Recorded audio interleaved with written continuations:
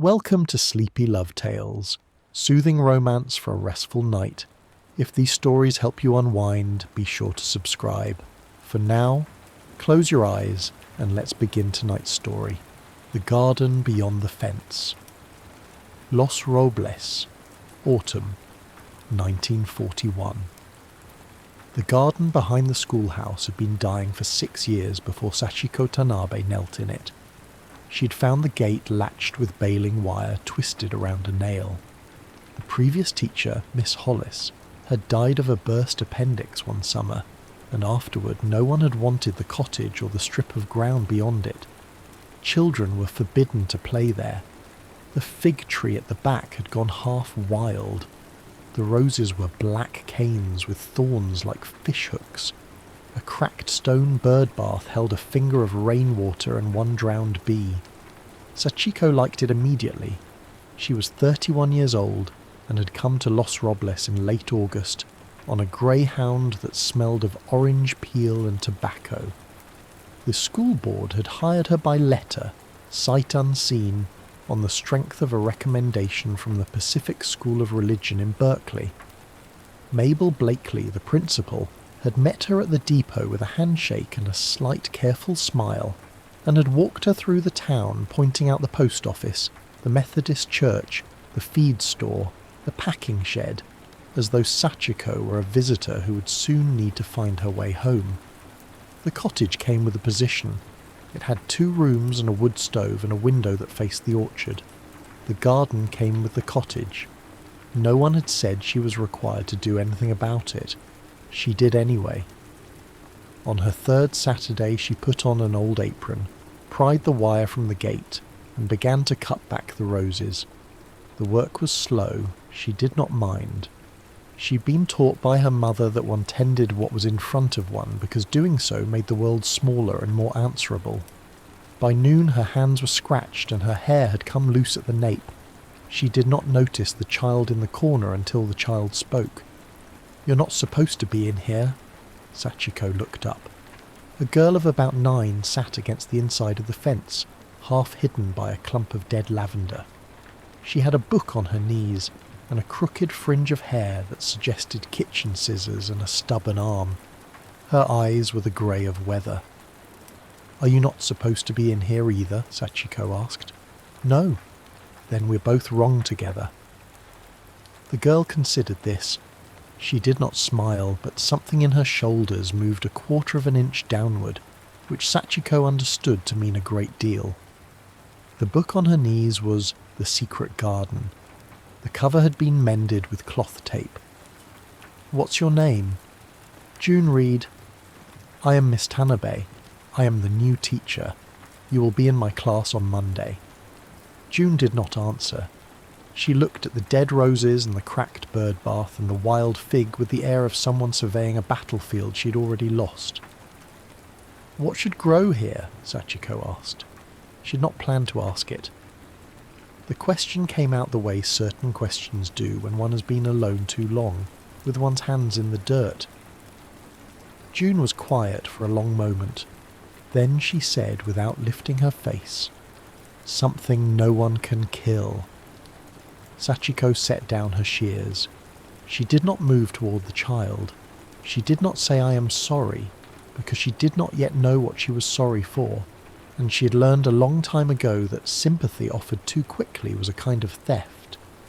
She only nodded once, slowly, as if June had named a flower she had been trying to remember. "All right," she said. "We will see what we can find." Samuel Reed came to the school on Tuesday afternoon, hat in his hand, to apologize for his daughter. He was a tall man, lean through the shoulders, with the sun in the lines around his eyes, and a stillness about him that Sachiko recognized at once as the particular stillness of people who had learned not to move quickly because grief was watching. He stood in her classroom doorway and turned the brim of his hat through his fingers and said, "Miss Tanabe, I'm told June was rude to you on Saturday." "She was not rude. She told me she was." "Then she's mistaken about herself," Sachiko said, "which children often are." He looked at her then, properly for the first time. His eyes were the same weather grey as June's. She felt the look the way one feels a window opened in a closed room. "She has been difficult since her mother passed," he said. "I don't know what to do with her sometimes." "She is grieving, Mr. Reed. She is not difficult." He did not answer. He looked down at his hat. Sachiko understood, with a sudden clarity that surprised her, that he had not heard anyone say the word grieving in his own house for a long time, and that hearing it now from a stranger had cost him something he had not expected to spend. "I am repairing the garden behind the school," she said, to give him somewhere to put his face. "It is in poor condition. June has been helping me. If you have a spade you can spare, and perhaps a length of board for the fence, I would be grateful." "I have a spade." "Thank you. I'll bring it Saturday." "Thank you." He put his hat on. He took it off again. He said, "Miss Tanabe," and then did not finish because he didn't know what came after her name, and was too honest a man to invent it. He nodded once, the way June had nodded, and went out. Sachiko stood for a long time at the window after he had gone, watching his truck turn at the end of the road. Then she went back to her lesson plans and did not allow herself to think about him until evening, when she found that she'd been thinking about him all afternoon without permission, the way one thinks about a song heard once in a passing car. He came Saturday with the spade and a coil of wire and a sack of seed potatoes he had no use for and 3 boards from his barn. He came the Saturday after that with a roll of chicken wire. He came the Saturday after that with nothing at all, and stood at the gate for a full minute before he opened it, as though he were waiting to be turned away. She did not turn him away. They worked in the garden through October and into November, and June worked with them, and a careful, patient grammar of small attentions began to build itself between Samuel and Sachiko in the space that June left, when she ran to fetch water or chase a jay from the fig tree. He held a post. She tied the wire. She showed him how to press a seed gently into the soil rather than driving it. He showed her how the irrigation gate at the head of the row should be set so the water would not run too fast. He brought coffee in a tin thermos on the cold mornings. She brought rice balls wrapped in waxed paper and pretended to be surprised that he ate them. He called her Miss Tanabe. She called him Mr. Reed. Once, reaching for the same trowel, his hand closed briefly over hers. He didn't snatch it away. He didn't press it either. He simply let it rest there a half-second longer than was necessary and then withdrew, and neither of them looked at the other, and Sachiko felt with a kind of bewildered terror that something had been said between them that no one had spoken. At the autumn social in the church hall, a man named Calvin Dwyer leaned across a table of potato salad and asked her, smiling, whether she felt any divided loyalties, given the situation in the Pacific. The room went very quiet. Sachiko set down her plate. She had learned the answer to such questions before she had learned long division, and she gave it now with a composure that would have made her mother proud, and that cost her, privately, more than anyone in the room would ever know. "I am a teacher, Mr. Dwyer.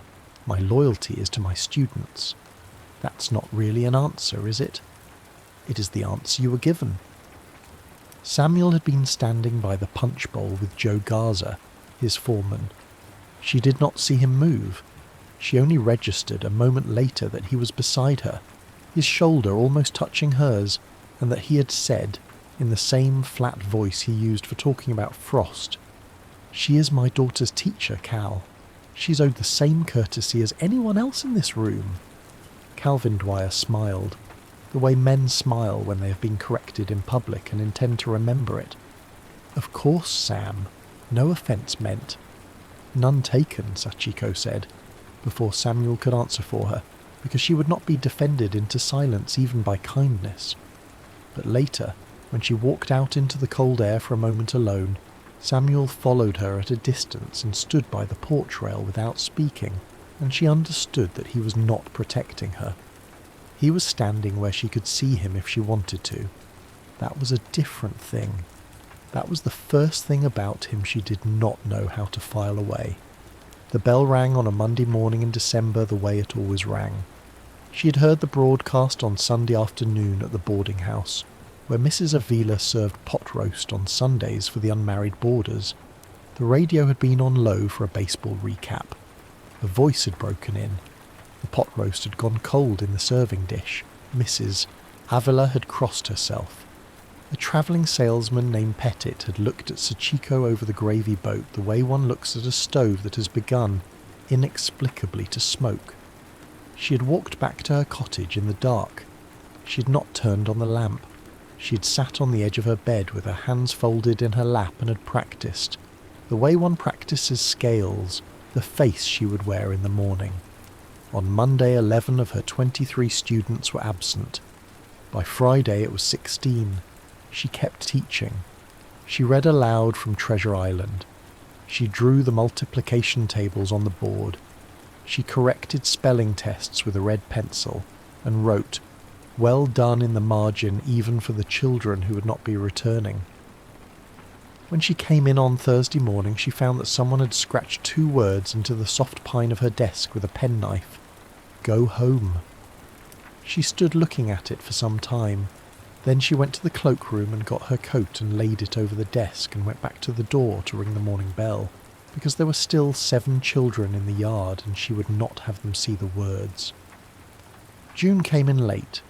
She walked to the desk. She lifted the coat. She looked at the words for the time it took to draw one breath.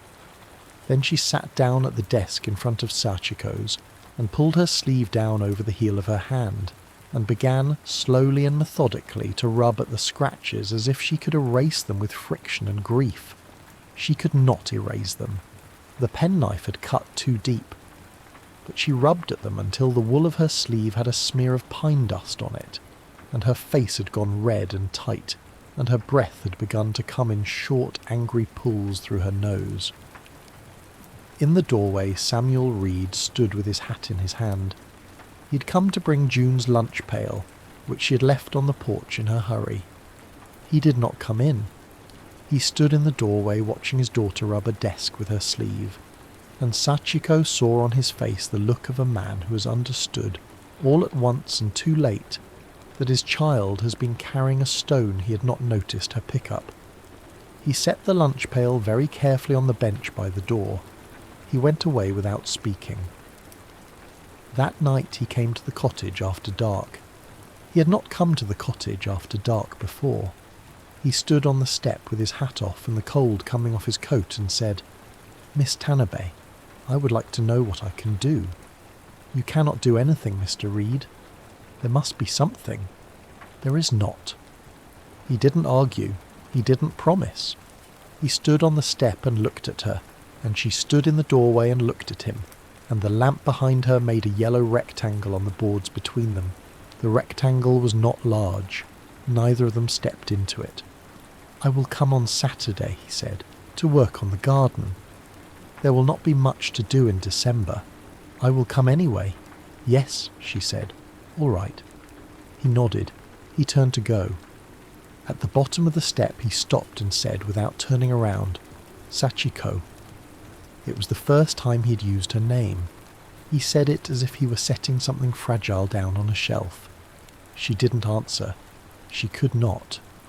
She watched him walk to his truck, and she stood in the doorway with the cold biting at her ankles until the tail lights were gone, and then she closed the door and sat down at the kitchen table and put her face in her hands and did not weep, because she had taught herself a long time ago not to weep over things she could not name. The storm came in late January. It was not the worst storm of the winter, but it was sudden, and it tore 3 shingles off the cottage roof in the first hour, and sent a thin, steady drip down the wall behind her stove. She was up on a kitchen chair with a rag and a soup pot when she heard the truck. He came in out of the rain with his coat dark to the collar and his hair flat to his forehead and said, "Don't go up on the roof, Sachiko." I was not going to go up on the roof. "You were thinking about it." "I was thinking about a great many things." He went up on the roof.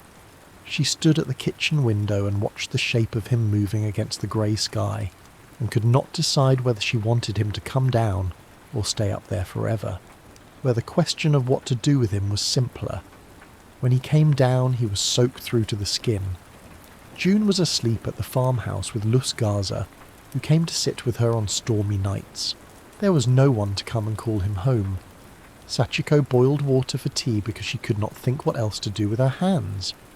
He sat at the kitchen table in his wet shirt with a towel around his shoulders, and she sat across from him, and the rain ran down the window in long, warped lines. "You will catch cold," she said. "I have caught worse." "That is not an argument." "No," he said, "it isn't." She set the cup in front of him. As she set it down, he caught her wrist. He did not grip it. He laid his fingers along the inside of it, where there was a smudge of soot from the stove. He brushed the soot away with his thumb slowly, as if the soot were the only thing he'd come to do. She did not move away. She did not breathe. The rain went on against the window. The lamp guttered once and steadied. She felt with a precision that almost frightened her every separate place where his thumb had touched her skin. He let go of her wrist. He said very quietly, "Sachiko, There was a creak from the door of the back room. June was standing there in her stockinged feet, with her hair on end and her eyes blurred with sleep. She'd been brought to the cottage after all. She'd been asleep on the cot Sachiko kept made up for her, and the thunder had woken her, and she had heard her father's voice and come looking for him. "Papa," she said, "I had a bad dream." Samuel stood up so fast the chair barked against the floor. He crossed the kitchen and gathered June against his hip. Sachiko reached for her at the same time, and her hand met his at the small of the child's back, and for 1 second the three of them stood in the lamplight bound to one another by a child's bad dream and the careful, unspoken thing the storm had nearly made them say. Then June burrowed her face into her father's shirt, and Samuel looked at Sachiko over the top of his daughter's head with an expression she had never seen on him before. It was not desire. It was something both larger and more dangerous. It was the look of a man seeing through an open door a room he had thought he would never enter again, with the lamp lit and the table set and a place laid for him. "I had better take her home," he said. "Yes." He didn't move. "Samuel," she said. It was the first time she'd said his name. "Yes." "Take her home." He nodded. He carried June out into the rain. She heard the truck start. She heard it idle a long time in the road before it pulled away. She did not sleep that night. She sat at the kitchen table until the lamp burned out, and she could see the shape of the orchard in the grey beginning of morning, and she understood that something had been decided between them that neither of them had been brave enough to say, and that the world was going to ask them to pay for it before they had even been allowed to name it. The notice was posted on the door of the post office on the 17th of February. Mabel Blakely came to the cottage on the 18th. She did not sit down. She stood in the middle of the front room with her gloves still on, and her purse held in front of her like a small shield, and she said, "Sachiko, the boarders met. They feel, given the circumstances, that the children's welfare requires." "Yes," Sachiko said. "It is not personal." "No, Mabel, it is exactly personal. It is only not personal to you." Mabel's face went the colour of bread dough. She had not expected the answer. Sachiko had not expected to give it. They stood looking at one another with a great deal of unspoken history between them, and then Mabel set a parcel on the table, a stack of discarded library books, with a note tucked into the top one, and said, in a voice that was very nearly steady, "I am sorry. I know that is not enough." "No," Sachiko said, "it is not." But after Mabel had gone, she sat down with the books in her lap and read the note, which said, "I had no right to ask anything of you. I am giving you these because there is no one else I would rather see have them. M.B."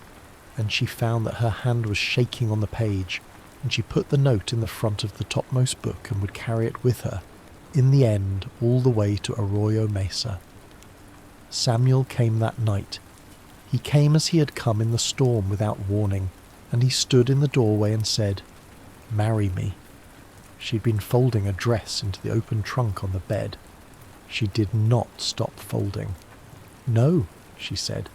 "Sachiko, no, Samuel. They will not send a woman who is married to... They will send whoever they decide to send. And if they do not send me, it will be because you have made me into your wife in a panic, and I will spend the rest of my life knowing it, and so will you." He came into the room. He stood at the foot of the bed. He looked at the dress in her hands as if it were a creature he did not know how to comfort. "I do not want to make you my wife in a panic," he said. "Then do not. I want to make you my wife because I cannot imagine standing in a room without you in it." She set the dress down. She put her hands on the edge of the trunk to steady herself. "Samuel," she said, "do not give me a proposal I cannot accept and call it love. That is not love. That is asking me to carry your conscience to Arizona." He flinched. It was a small flinch, but she saw it. And she saw too the moment he understood that she was right, and that the understanding hurt him in a place he had not previously known he could be hurt. He nodded once. He said, "Tell me what I can do. Help me pack the books. Help me store what I cannot take. Keep the garden. Yes. And do not make me a promise tonight that you have not had time to count the cost of." Yes. He helped her pack the books. They worked side by side in the lamplight until very late, and they did not touch, and the trunk filled slowly with the small, careful inventory of a life that was about to be put on a bus. At dawn she walked with him to the truck. He turned to her at the running board and took something from his coat pocket and put it into her hand. It was a tin that had once held tobacco. Inside, when she opened it later, were marigold seeds, the dark crescents of them packed in a folded square of newsprint, and a card on which June had written, in her careful round hand, "Miss Tanabe, please plant these where you are." She looked up at him. "They are from June," he said. "I told her you would want something from the garden." "Yes," she said. "Thank you." There was a long moment in which they stood by the truck and neither of them spoke. The eastern sky was the colour of the inside of a shell. She said, "Do not plant them without me." He thought she meant the garden. She watched him think it. She watched him almost answer that he would not. Then she watched the second meaning arrive in his face and saw him open his mouth and close it again, because he had understood, and because he was a man who would not lie to her even by accident. He said, "I will wait." She nodded. She went into the cottage and shut the door because she could not get on a bus from his arms. She heard the truck start. She heard it pull away. She stood with her forehead against the door for a long time, and she did not weep, because she had taught herself a long time ago not to weep over things she could not name, and she had not yet found the name for this. She discovered that the desert had a way of making everything in her smaller and more accurate. She arrived at Arroyo Mesa in late spring with the marigold seeds in the tobacco tin, and Mabel's note tucked into a book of poems, and her mother's silver hairpins sewn into the hem of her coat. She was assigned to Block 14, Barrack 6, Apartment C, one room with 2 cots and a stove and a bare bulb on a wire, and a window that faced east toward a mesa the colour of old brick. Her roommate was a widow named Reiko Endo, who had owned a flower shop in Sacramento and who, on the second night, watched Sachiko fold her clothes into a wooden crate and said, in Japanese, "You fold too neatly. You're saving your folding for someone." "I am only tidy," Sachiko said. "No," Reiko said. "You are waiting." Sachiko did not answer. She finished folding the dress. She set the lid on the crate. She lay down on her cot in her clothes and listened to the wind and to a baby crying 2 compartments away, and to someone very far off playing a harmonica badly. And she thought of Samuel's hand on her wrist in the kitchen of her cottage, and she allowed herself for one breath only to want him. Then she put it away. In the morning she began the garden. She started it beside the school barrack, on a strip of ground 12 feet by 4, with tin cans saved from the mess hall and a trowel made from a sharpened spoon and June's marigold seeds. The children helped her. They were Yuki and Tommy and Henry and Maz and Grace, and they ranged from 6 to 12. And they had been told in many different ways by many different adults that they were temporary people. She did not allow it. She told them that what they planted would still be alive when they had grown into people whose own children would ask them how they had survived this year. She told them that a marigold did not care whose fence it grew behind. She told them that the dust was the camp's, but the seeds were theirs. The first letter from Samuel arrived in June. It was short. He had been told by an administrator that letters should be brief and concerned only with personal matters and contained no information about the war or the world. He wrote about the orchard. He wrote that the cottage roof had held through the rains. He wrote that June had set out marigold seeds along the school fence and was watching them every morning before breakfast. He signed it yours, S.R. She read the yours 15 times before she answered. She wrote back about the children. She wrote about Reiko, who had taught her to make miso from rationed soybeans. She wrote about the sky, which was too large. She did not write yours. She wrote with regard, S.T., and then she sat with the envelope in her lap for a long time before she sealed it, because she understood that with regard was the most dishonest phrase she had written in her adult life, and that she was using it as a wall, and that he would feel the wall when he opened the letter, and that she was choosing to put it there anyway because she did not yet know how to write the other word. He came in August. He had arranged it through the school relief program.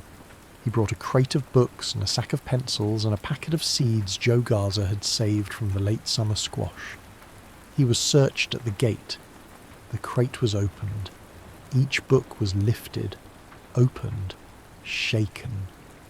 A guard with a sunburned neck flicked through Treasure Island as if it might contain a code. They met in the administration room. There was a table between them. The table had a thin film of dust on it that he wiped clean with the side of his hand before he set the crate down, an unconscious courtesy that almost undid her. There was a clerk at a desk in the corner pretending to write. There was a woman 2 tables away meeting with her grown son in a soldier's uniform. He looked at her for a long time before he sat down. "Sachiko," he said. "Samuel." That was all they said for almost a minute. He had brought peaches in a basket and they had been confiscated at the gate. He told her so. He said he was sorry. She told him to bring books next time and not peaches. She didn't allow him to be embarrassed for long. "How is June?" she asked. "She is well. She's angry." "With whom?" "With me. With the town. With God, I think, although she will not say so to me." "That is appropriate." "Yes." A small silence.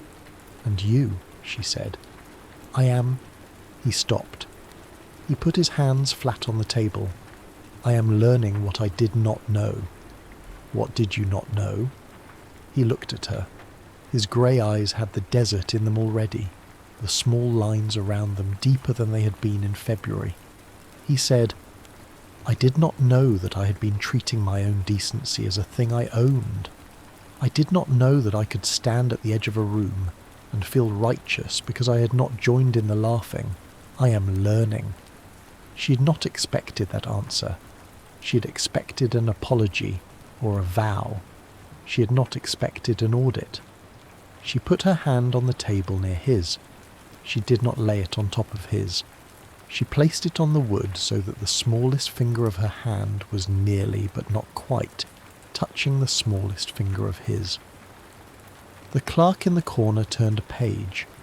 They didn't move their hands for the rest of the visit. Through the autumn and the winter and the spring his letters came, and hers went back, and a strange thing began to happen to her. She had thought that distance and surveillance would dampen what was between them. Instead, it concentrated it. Every word she wrote had to pass through a censor's hands and her own, and so every word had to be true. "I am tired today." The wind has been bad. I have read your last letter 4 times. I planted June's marigolds along the south wall and they are blooming. I dreamed last night of the kitchen of the cottage and the rain on the window. She did not write I love you. He did not write it either. They wrote around it, the way one writes around an open wound, and the writing around became its own language, more particular than any declaration could have been. He came again in November, again in March, again in August of the next year. On the August visit there was a dust storm. It rose without warning in the late morning, a brown wall along the western mesas, and by the time the warning siren sounded, the wind was already in the camp. Sachiko ran with the children to the school barrack. The marigolds along the south wall went down in the first gust, flattened to the dirt as if a hand had pressed them. The children began to cry. She set them inside the barrack and went back out with 3 tin cans and a board to try to save what she could of the seedlings in the new row, and she was on her knees in the dust with her hair coming loose when Samuel reached her. He had been waiting in the visitor room when the storm hit. He had been told to stay there. He had not stayed. He knelt in the dirt beside her. He held the board against the wind. The dust was in their eyes and in their mouths, and the seedlings were already lost, and they both knew it, and they stayed there anyway, on their knees in the wind, because there was nothing else to do that was honest. When the worst of the gust passed, she sat back on her heels. Her hair had come fully down. Her hands were caked.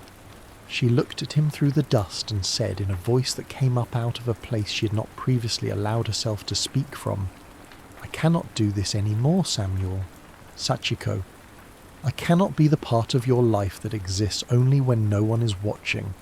I cannot be the woman you are brave about one Saturday a month and silent about the rest.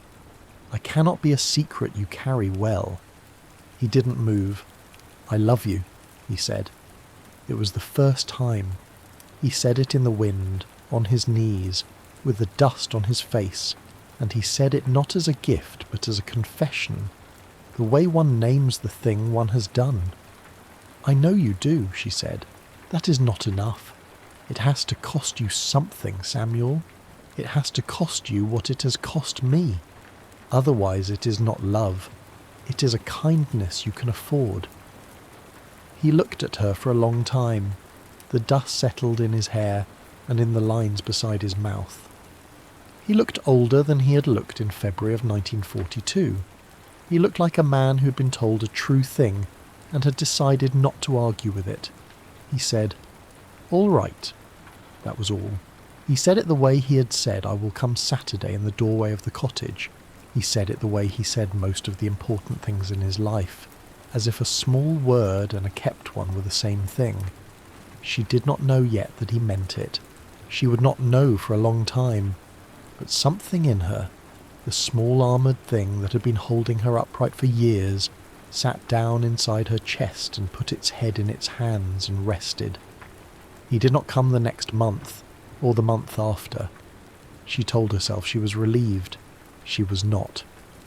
Reiko, who missed nothing, set a cup of weak tea in front of her one evening and said, "You think silence protects the heart?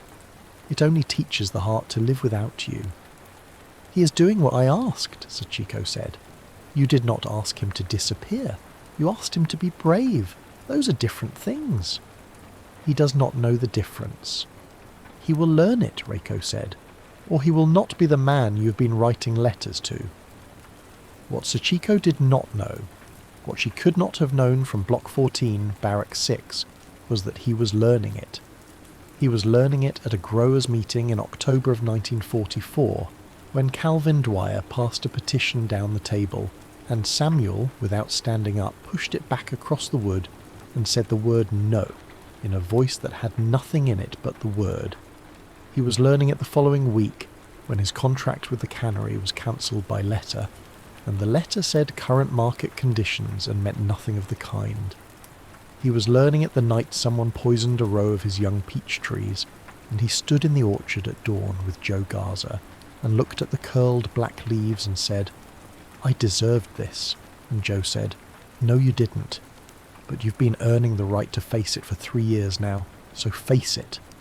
He was learning it in the parlour of the Methodist church, when he stood up after the offering and said, in front of every face he had grown up among, that the women and children in the camps were not enemies, had not been enemies, would not be enemies when they came home, and that several men in this room had bought farms from Japanese families for 10 cents on the dollar and called it patriotism, and he would name them if pressed, and he was prepared to be pressed.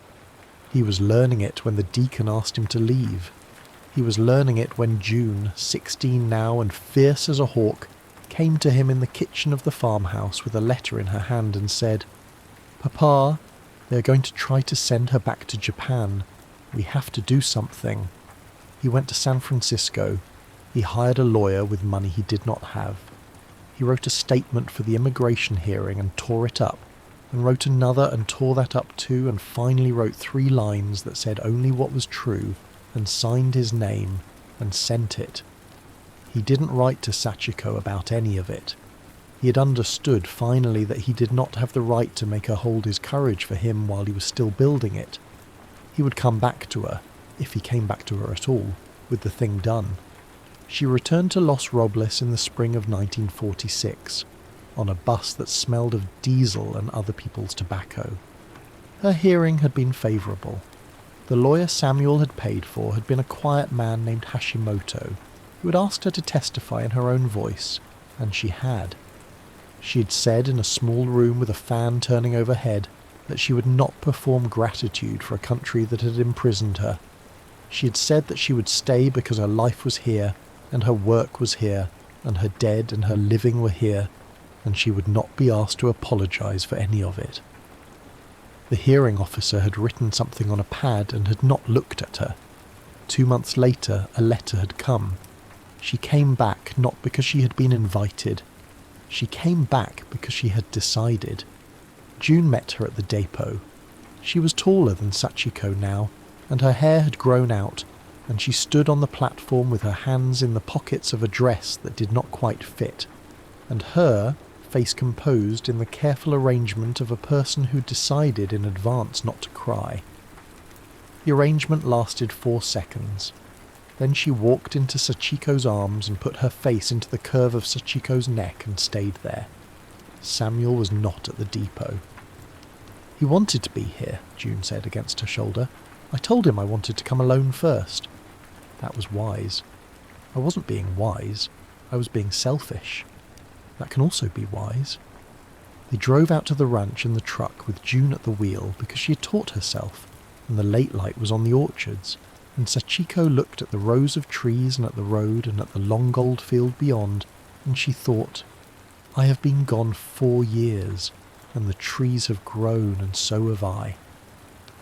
He was on the porch when they pulled up. He came down the steps slowly. He was thinner than she remembered. The lines around his eyes had deepened into furrows. He stood at the bottom of the step with his hat in his hand the way he had stood in the doorway of her classroom in October of 1941, and he looked at her with an expression that contained no part of the man he had been then, and every part of the man he had been becoming when she had not been there to watch. He did not move toward her. She walked the last yards to him. She didn't hurry. She stopped in front of him at a distance of about a foot. "Samuel," she said in Sachiko, "you have lost weight. Yes. You should eat. Yes. Have you—" She stopped. She had meant to ask about the orchard, or the contracts, or the trial, or any of the safe things. She did not, she said. "Have you been all right?" "No," he said. "I have not been all right. I have been doing what I needed to do. It is not the same thing." "No," she said. "It is not." She lifted her hand. She set it on his chest over the place where his heart was, and she felt it beating under her palm through the cotton of his shirt. The steady, stubborn rhythm of him. The thing that had carried him through the orchard at dawn and the church parlour and the hearing room. And she understood, with a clarity that almost dropped her where she stood, that she had been wrong to think he'd been loving her only when no one was watching. He had been learning to love her when everyone was watching, and the thing she'd named anger in herself 2 years ago, had been the thing that had taught him. He put his hand over hers, on his chest. He did not pull her to him. He held her hand there against him, and bent his face down and put his forehead against hers, and they stood like that on the porch step in the late light, and June stood on the path behind them with her hands in her pockets, and nobody spoke for a long time. That night, after June had gone to bed, he asked her if he might touch her. He asked it at the kitchen table, with 2 cups of tea between them. The blue patterned plates were still in the cupboard. Lydia's coat was no longer in the back closet. He had taken it down, he said, the year before. He had folded it carefully and given it to the Methodist relief box, and he had cried while he did it, and he had felt when he was finished. Not lighter, exactly, but more honest. The portrait was gone from the mantel. I didn't put it away to forget her, he said. I put it away because I have been letting her watch over a life she didn't get to live, and it was not fair to her, and it was not fair to you, and it was not fair to me. I know, Sachiko said. May I touch you? Yes. He came around the table. He knelt beside her chair. He did not reach for her body. He reached for the small comb in her hair, the lacquered one she had carried all the way to Arizona and back, and he drew it out slowly, and her hair came down over his hand, and he laid the comb on the table with the same care he had laid the books on the table in the visiting room at Arroyo Mesa, as if the comb were a thing entrusted to him. He gathered her hair in his hand. He did not pull. He held it the way one holds water. Sachiko, he said, I am here. Tell me what you want. She had not been asked the question by a man in her life, not in that order, not with that particular grammar. She thought about it. She thought about the cottage in the storm and the kitchen of the farmhouse, and the kneeling in the dust and the long, careful letters and the marigolds along the south wall of the school barrack and the 17 seedlings she had managed to save after the storm. She thought about her mother, who had taught her that a woman's strength could be measured by how little trouble she caused other people, and she thought about Reiko, who had said that endurance was not the same as peace. She said, I want to be slow. I want to be told. I want you to stop if I say stop. I want you to stay if I say stay. I want you to look at me. Yes. I want you to know that I am choosing this. I am not being saved by it. I am not being kept by it. I am choosing it. Yes. I want. She stopped. The next thing was the hardest. She said it anyway. I want you to know that I have wanted you for a long time, and that wanting you is not a debt I am paying. It is a thing I have been carrying. Yes, he said. I have been carrying it too. He stood up. He drew her up with him. He kissed her finally, in the kitchen of the farmhouse, with the tea going cold on the table, and June asleep in the room above, and the orchard outside in the dark. And he kissed her the way a man kisses a woman he's been learning to deserve for 4 years, slowly, with attention, with apology and without shame. And when she set her hand against the side of his face, he turned his mouth into her palm and stayed there a long moment, breathing. He took her upstairs. What happened between them in his room, in his bed, under the slow light of a single lamp belongs to them. It was not theatrical. It was not a recovery of lost time. It was a long, careful, attentive learning in which she told him when to stay and when to come closer and when to be still, and he listened to her the way he had once listened to the irrigation in the rose, with the whole of his attention, because a man who has spent his life keeping things alive in dry country knows how to listen to the small signals of what is thirsty and what has had enough. She wept once. He did not ask her why. He waited. She told him, when she was ready, that she had not believed, in the camp, that she would be touched again in a room she had chosen to be in, and she had taught herself not to grieve it, and she was grieving it now, and the grief was not because of him, but because she'd had to learn the lesson at all. He held her while she said it. In the morning, very early, before June was awake, he said, "I will not ask you to marry me yet." "No, the law will change. Hashimoto says it will. There is a case." "Yes. When it changes, I will ask. If you say yes then, I will know it is because you want to, and not because it is the only thing keeping you here." "That is right." "And if you say no," he said, "I will still be here. I'm not going anywhere, Sachiko. That is the new arrangement." She looked at him in the grey beginning of the light through his window, and she thought, "I have come home not to a place, but to a man who has learned to stand still." "All right," she said. The court ruled in October. She heard it on the radio in the schoolroom she had opened on a half-acre of the Reed Ranch that Samuel had cleared with Joe Garza and his cousins. The room had 10 desks and a stove and a shelf of donated books, and along one wall a long low window that opened onto the garden she and June were rebuilding. There were marigolds along the south fence, descended 4 generations now from the seeds in the tobacco tin. There was a desert rose in a clay pot by the door, grown from a cutting Reiko had pressed into Sachiko's hand on the morning the camp closed, with the instruction, "Plant this when no one can decide whether you deserve to bloom." The rose had bloomed in May. She heard the news on the radio and she set down the chalk and she went and stood at the window and looked out at the garden, and she did not cry, because she had not cried at the hearing either, and she had decided somewhere in the desert that her crying belonged to her and not to history.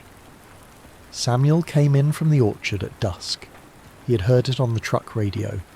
He stood in the doorway with his hat in his hand and said, "Sachiko, I heard. Will you marry me?" "Yes," she said. "Of course I will." They were married at the county courthouse on the 14th of November. June carried marigolds. Joe and Los Garza stood as their witnesses. Reiko came down from Sacramento on the train in a dark blue dress and the same shoes she had walked out of Arroyo Mesa in, and she held Sachiko's hand on the courthouse steps and said, in Japanese, "You have planted yourself well." Mabel Blakely sent a card. It was a plain card with a pressed pansy inside it, and it said, "I am glad." MB Sachiko kept the card. She did not answer it, and she did not throw it away, and Mabel, who had also learned some things, did not ask her to. Calvin Dwyer did not send anything. He had not spoken to Samuel in 3 years. He never would again. He died in 1953, and his orchard was bought by his nephew, who married a woman from Stockton and named one of his daughters June, not for the Reed girl but for the month, although the coincidence was noted at the time.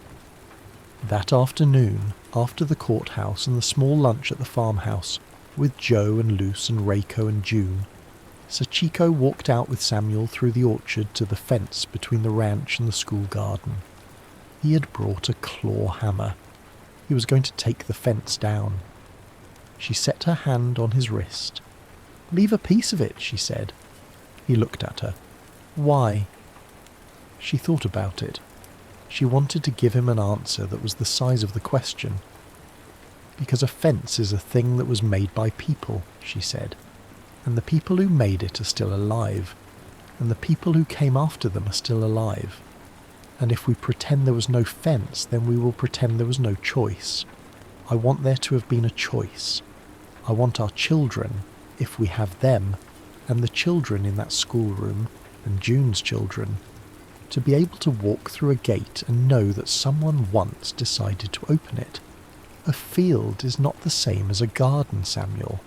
A garden is a place where someone chose." He looked at her for a long time.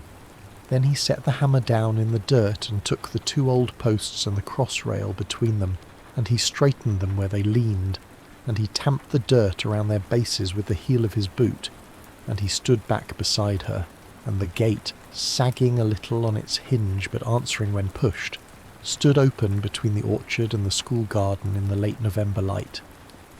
June came up behind them with the marigold still in her hand. "Are you going to leave it like that?" she asked. "Yes," Sachiko said. We're going to leave it like that. Forever? For as long as we are here to leave it. June considered this. She was 16, and she had been considering things for the last 6 years, with the seriousness of a person twice her age. Then she did something she had not done since she was 9.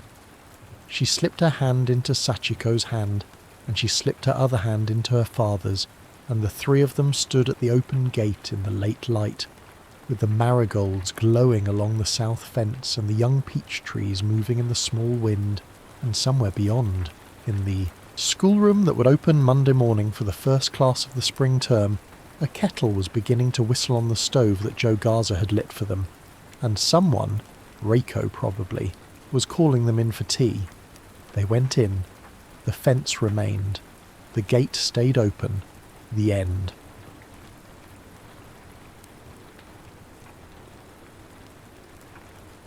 The love experiment. Brianna Fitzgerald tapped her pen against her notepad as she studied the sleek, minimalist lobby of Synapse Love Labs. Everything about the place screamed cutting-edge technology, from the neural network patterns etched into the frosted glass partitions to the subtle blue lighting that mimicked the glow of synapses firing in the brain. It was all so perfectly orchestrated that it made her journalist's instincts itch with suspicion. Ms. Fitzgerald? A woman with a pristine bob and a tablet approached. I'm Dr. Eleanor Parker, lead researcher. We're thrilled you've chosen to participate in our pioneer program. Brianna smiled her most convincing smile. I'm excited to be part of scientific history. The lie rolled off her tongue with practiced ease. What she couldn't say was that she was here to expose what she believed was an elaborate scam. A dating service that claimed to use neural compatibility algorithms to match perfect partners with 98.7% accuracy. Her editor had practically salivated at the pitch. 30 days of deception inside the Love Lab scam. Please follow me for your final briefing. Brianna was led into a conference room where 5 other researchers in white lab coats were gathered around a holographic display. On the screen rotated 2 profile images, hers and a man she assumed was her scientifically perfect match. This is Dr. Kevin Jones, Eleanor said, gesturing to the image of a man with thoughtful eyes and a reserved smile. Psychologist, specializing in attachment theory. Your compatibility score is... Eleanor paused for dramatic effect. Unprecedented. Brianna fought the urge to roll her eyes. Of course it was. As you know, the parameters of the experiment are strict, continued Eleanor. 30 days in complete isolation with your match. No outside contact, no internet, no entertainment beyond the books we provide. If both of you remain for the full duration, you each receive $100,000. If either leaves, the experiment terminates for both parties, with no compensation. Brianna nodded. The money wasn't her motivation, but it would make for a nice bonus on top of the career-defining article she planned to write. Your match is waiting in the transport vehicle. You'll be taken to the location together. Any questions before we proceed? Just one, Brianna said. How manufactured is this compatibility? Are you monitoring us for entertainment value? Eleanor's smile didn't waver. We're scientists, Ms. Fitzgerald, not reality TV producers. The isolation home has no surveillance inside, only security perimeters and emergency systems. What happens between you and Dr. Jones is entirely authentic and private. Right, Brianna thought, and I'm supposed to believe that a company valued at $1.8 billion is just interested in the purity of love. 20 minutes later, Brianna found herself sitting across from Kevin Jones in the back of a luxury SUV with tinted windows. He was taller than his hologram suggested, with a quiet intensity that made the confined space of the vehicle feel even smaller. So, he said after a stretch of silence, what made you sign up for this? His voice was deeper than she expected, with a thoughtfulness that matched his eyes. Brianna recited her cover story. Curiosity, skepticism, a desire to test the limits of compatibility science. That much wasn't entirely a lie. And you? Aren't psychologists supposed to know better than to trust algorithms with their love lives? A subtle smile creased the corners of his mouth. Maybe that's precisely why I'm here. We study attachment and connection our whole careers, but rarely do we get to experience it as a controlled variable. You really believe in this, don't you? She asked, unable to keep the incredulity from her voice. I believe in the possibility, he corrected, which makes me wonder why someone so obviously skeptical would commit to 30 days of isolation with a stranger. Their eyes locked, and Brianna felt an unexpected flutter of something that felt disturbingly like interest. She quickly attributed it to her journalistic instincts kicking in. This man was going to be the primary subject of her expose after all. I guess we're both experimental in our own ways, she replied. The vehicle began climbing upward, the city falling away beneath them as they ascended into the mountains. After another hour of sparse conversation, interspersed with increasingly uncomfortable silence, they arrived at what would be their home for the next month, a stunningly modern cabin perched on the edge of a cliff, all glass and sustainable timber, with panoramic views of wilderness in every direction. "Home sweet home," Kevin murmured as they stepped inside. The interior was spacious yet intimate, an open concept design with a chef's kitchen, a living area centered around a fireplace, and floor-to-ceiling bookshelves stocked with everything from classics to contemporary fiction. The hallway led to 2 bedrooms flanking a shared bathroom, and a deck wrapped around the entire structure, offering a meditation space that seemed to float above the forest canopy. "Only 2 bedrooms? How disappointing," Brianna quipped. "I thought we were supposed to be perfect for each other." Kevin raised an eyebrow. "Compatibility doesn't mean we skip straight to sharing a bed, Ms. Fitzgerald." "Brianna," she corrected, feeling oddly flustered. "If we're going to be trapped here together, we might as well use first names." "Brianna," he repeated, and something about the way her name sounded in his voice made her immediately regret the suggestion. That night, as Brianna lay in her unfamiliar bed, listening to the sound of nothing but wind in the trees and the occasional creak of the cabin settling, she pulled out her contraband, a small notebook hidden in the lining of her suitcase. She began documenting her first impressions. Day 1 arrived at the isolation. House with subject K. Initial observations suggest he genuinely believes in the experiment's premise. Either that or he's a better actor than I am. The house itself is designed to eliminate distractions and foster connection. There's literally nowhere to escape conversation except our bedrooms. No TV, no internet, not even a radio. Just books, cooking, and each other. First impression of Kay, infuriatingly calm, observant in a way that makes me feel exposed, attractive in an understated way that I refuse to acknowledge further. Tomorrow I begin probing for inconsistencies in the experiment design. I give him 5 days before he starts to annoy me beyond endurance. I give myself 10 before I'm climbing the walls from lack of external stimulation. This is going to be the longest month of my life. She closed her notebook and stared at the ceiling, listening to the unfamiliar sounds of another person moving around in the bathroom. 30 days suddenly seemed like an eternity. What Brianna didn't write down, what she barely admitted to herself, was the unsettling feeling that had taken root from the moment she'd met Kevin's gaze. It wasn't the irritation she'd been expecting, or even the professional curiosity she'd prepared for. It was the disturbing sense that, for the first time in years, someone was actually seeing her. By day 5, Brianna had established a routine designed to minimize interaction. Early morning runs on the trail surrounding the cabin, followed by coffee and reading on the deck while Kevin meditated indoors. Afternoons were spent writing in her room or exploring the property's boundaries, carefully timing her kitchen appearances to avoid meal overlap. It was, she told herself, a strategic approach to maintain objectivity for her article. It had nothing to do with the discomfort she felt whenever Kevin's perceptive gaze lingered on her a moment too long. "You're very committed to avoiding me," Kevin observed on the morning of day 6, catching her as she returned from her run. He stood in the kitchen, methodically slicing fruit for his breakfast. "Which is impressive, considering we're the only 2 people for at least 20 miles. Brianna grabbed a water bottle from the refrigerator. "I'm not avoiding you, I'm respecting your space. Is that what you call pretending to be asleep when I make dinner, then sneaking out to eat after I've gone to bed?" His tone wasn't accusatory, merely curious, which somehow made it worse.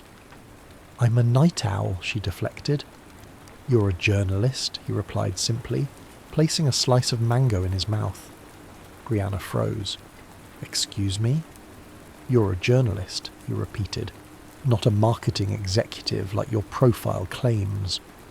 The careful distance she'd maintained collapsed in an instant. "How did you—" "I recognized your name," he said. "You wrote that series on tech companies exploiting psychological vulnerabilities in their users. It was excellent work, very thorough." Brianna's mind raced. Her cover was blown, and with it, potentially her entire investigation. "Are you going to report me?" Kevin considered the question while arranging his fruit in a precise pattern on his plate. "That depends. Are you here to do a hatchet job, or are you genuinely investigating whether our compatibility is manufactured?" The distinction surprised her. "Does it matter? Either way, I'm not the perfect match your algorithms promised." "Actually," he said, pushing a plate of fruit toward her, "the fact that you're skeptical enough to investigate makes you exactly who my profile indicated I'd be compatible with. Someone who questions systems rather than blindly accepting them." He smiled slightly. Though perhaps the scientist didn't anticipate quite this level of skepticism. Brianna reluctantly took a piece of mango. "So you're not here looking for true love?" "I'm a researcher, Brianna. I'm interested in whether emotional connection can be predicted and facilitated through controlled environmental factors. The experiment's premise, 2 strangers becoming intimately connected through isolation and structured interaction, is essentially a condensed version of how most relationships historically developed, before technology gave us the illusion of unlimited choice." She studied him, searching for signs of deception. "You're not angry that I lied?" "Would being angry change the fact that we're still stuck here together for the next 24 days? He pushed a folder across the counter toward her. "Besides, I think you'll find this more interesting than my emotional state." Inside the folder was a series of daily questions and exercises labelled Intimacy Development Protocol. "What's this?" she asked. "Today's arrived in the communication box this morning. Apparently we're supposed to complete these together each day. Structured conversations designed to accelerate emotional bonding." Brianna flipped through the pages with growing suspicion. Like the 36 questions that supposedly make people fall in love, this is manipulation, not science. "It's an accelerated version of the getting to know you phase," Kevin corrected, "and it's entirely optional. We can ignore it and continue our mutual avoidance strategy for the remaining 24 days. But you don't want to ignore it." "I came here to participate in an experiment," he said simply, "not to stare at my bedroom ceiling for a month." Later that afternoon, they sat facing each other on the deck, the intimacy questions between them like a ticking bomb. "This is ridiculous," Brianna said, reading the first question. "What would constitute a perfect day for you? It's like a bad first date." Kevin leaned back in his chair. "You're overthinking it. Just answer the question." "Fine," she said, crossing her arms. "A perfect day would be breaking a major story that exposes corporate malfeasance and actually leads to systemic change instead of a 2-day news cycle followed by collective amnesia." "Specific and cynical," he noted. "But I suspect that's your professional perfect day. What about personally?" The question caught her off guard. "I don't separate the two." "Everyone separates the two," he countered. "Even workaholics have personal desires." Brianna felt a flash of irritation at his presumption. Fine, a cabin by a lake, thunderstorm, good book, no cell reception, no people expecting things from me. She raised her chin slightly. Your turn. Kevin considered the question with what seemed like genuine thought. Morning hike to watch the sunrise. Afternoon spent helping someone work through a breakthrough in therapy. Evening conversation with someone who challenges my thinking. Rain on a tin roof while falling asleep. He looked directly at her. Not so different from yours, actually. Except your perfect day includes other people. Just specific ones, he clarified. Quality over quantity. They moved through the questions from innocuous preferences to more probing inquiries about family relationships and formative experiences. To Brianna's surprise, the conversation flowed with unexpected ease. Kevin answered each question thoughtfully, but without the performative vulnerability she'd anticipated. When they reached the question about their greatest fears, however, Brianna hesitated. Skip it if you want, Kevin offered, noticing her discomfort. No, she said, surprising herself. That would defeat the purpose of the exercise, wouldn't it? She took a breath.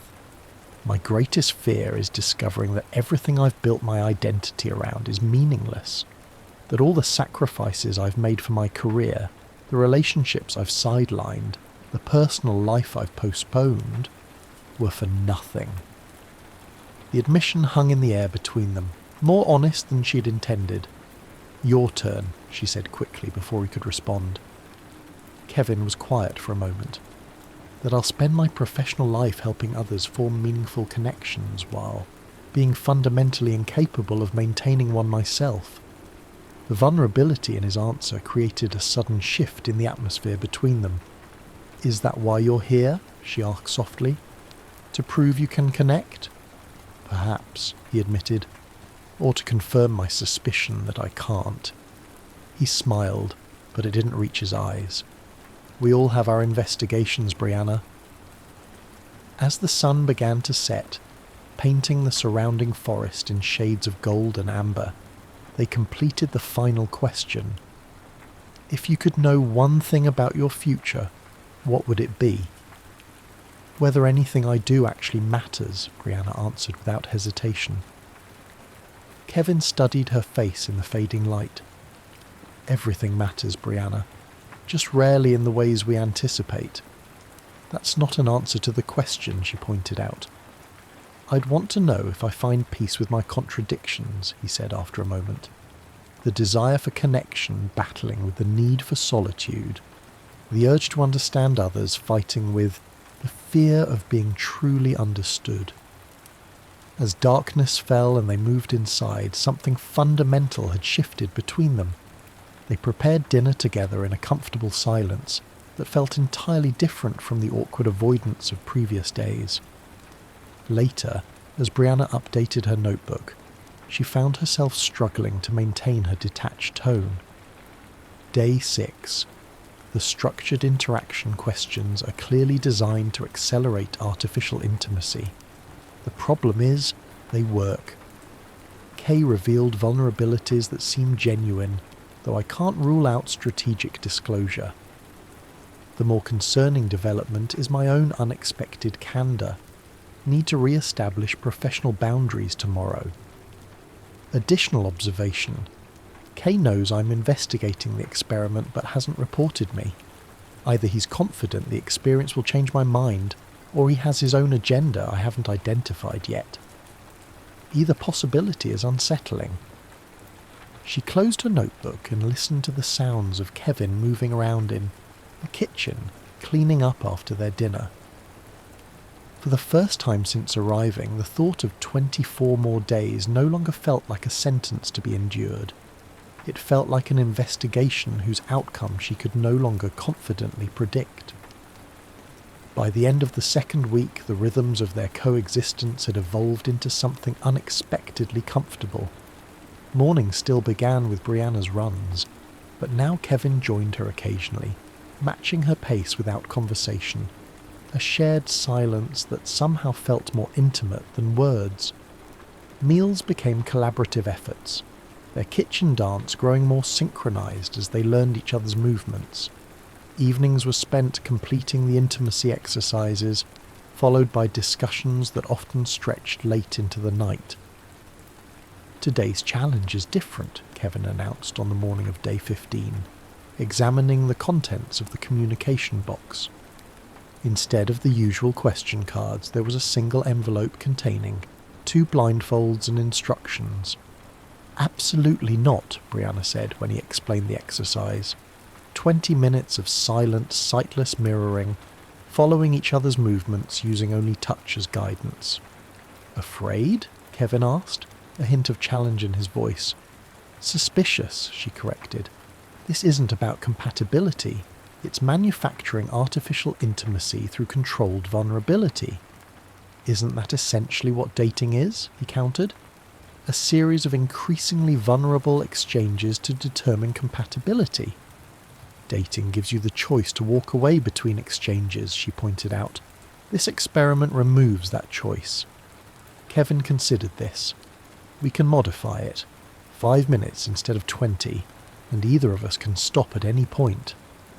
"Why are you so committed to these exercises?" Brianna asked. He was quiet for a moment. "Because I study connection theoretically but rarely experience it personally.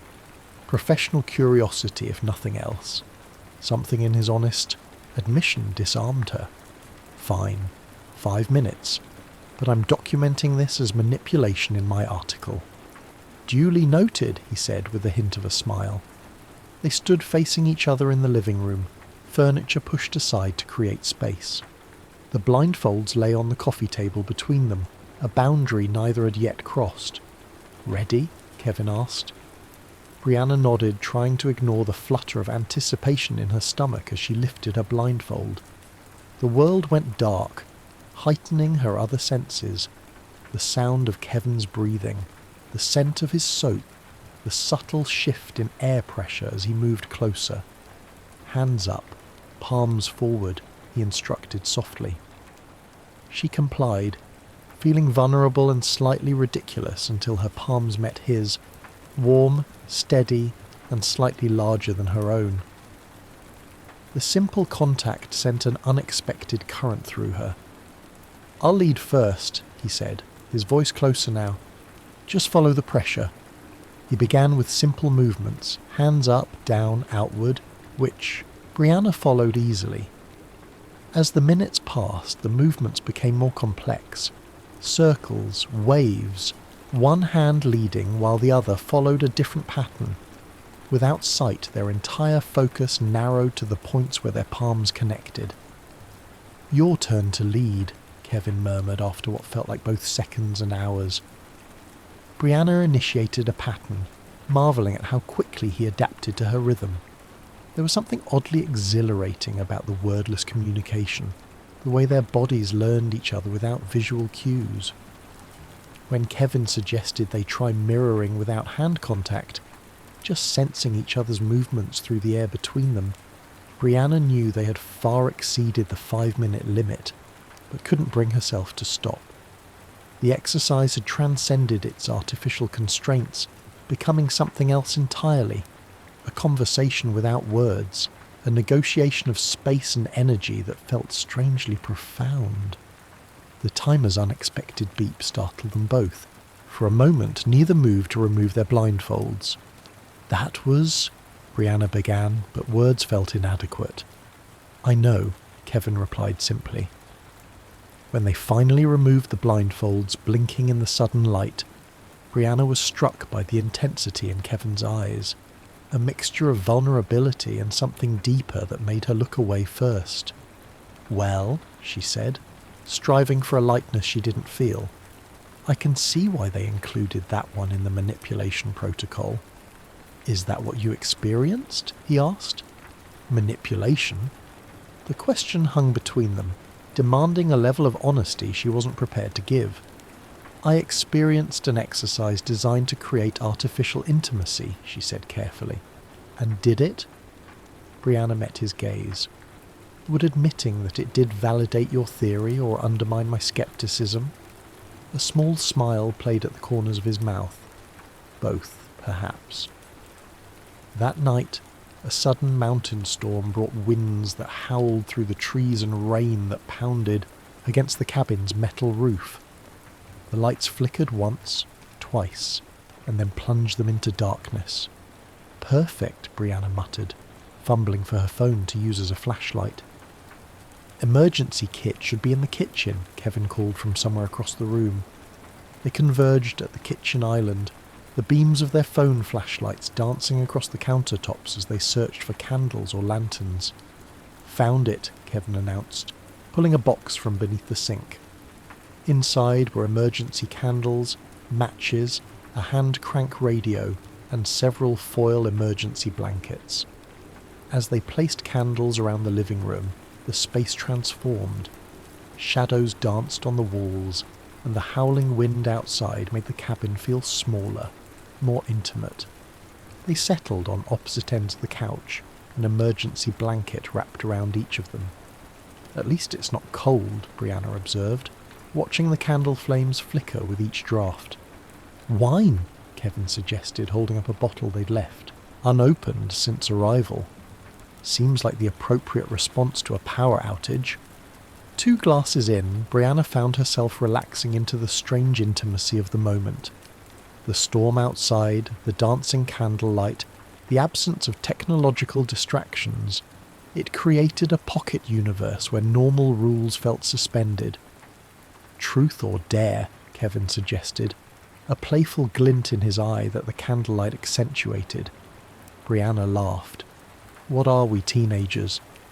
"Sometimes regression is psychologically beneficial," he replied with mock seriousness. "Truth or dare, Fitzgerald?" "Truth," she said, surprising herself.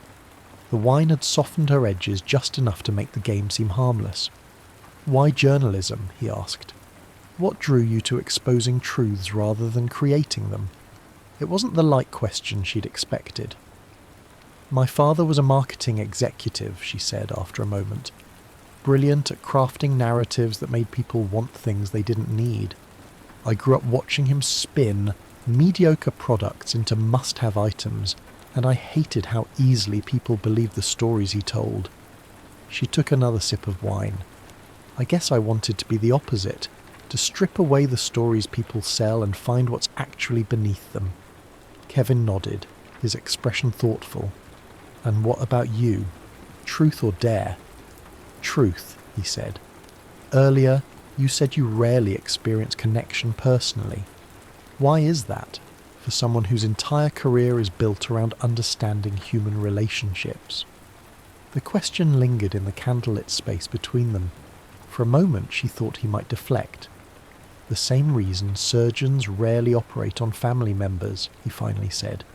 "Emotional proximity clouds clinical judgment. I can map the attachment patterns of strangers with clinical precision, but in my own relationships..." He paused, swirling the wine in his glass. "Let's just say it's easier to analyse connection than to sustain it."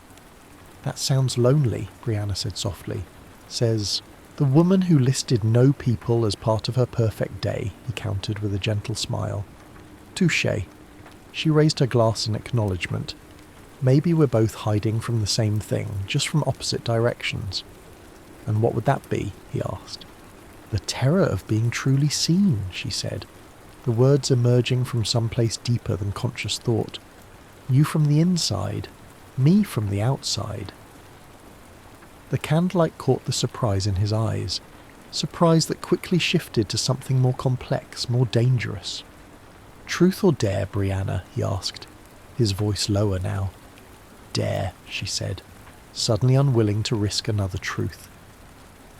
Kevin placed his wineglass on the coffee table and leaned forward slightly.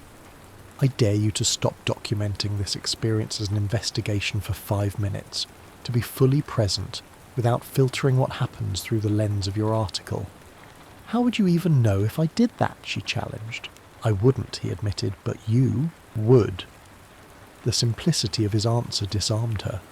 Without her reporter's perspective, the mental notepad where she recorded observations, formulated analyses, maintained critical distance, what would be left? Just her. Just him. just whatever was happening between them in this candlelit bubble while the storm raged outside. 5 minutes, she agreed, placing her own glass beside his. She didn't know who moved first. Perhaps they both did, the space between them dissolving as naturally as breath. His lips found hers with a gentleness that quickly gave way to something more urgent, years of carefully constructed distance collapsing in the span of heartbeats. When they finally pulled apart, breathless and stunned, Brianna knew something fundamental had shifted. The careful scaffolding of her investigation, her skepticism, her emotional detachment, all of it had been exposed as the flimsy protection it was. "I think," Kevin said quietly, his forehead resting against hers, "that was significantly longer than 5 minutes." Later, in the darkness of her room, Brianna stared at the ceiling, listening to the storm gradually subside. She didn't reach for her notebook. For the first time since the experiment began, she allowed herself to experience the moment without analysing it, without extracting its journalistic value, without armouring herself against its implications. And in that unguarded moment, she recognised the fear that had been growing alongside the connection. Fear that perhaps the experiment wasn't a fraud after all, that perhaps the compatibility they'd measured was real.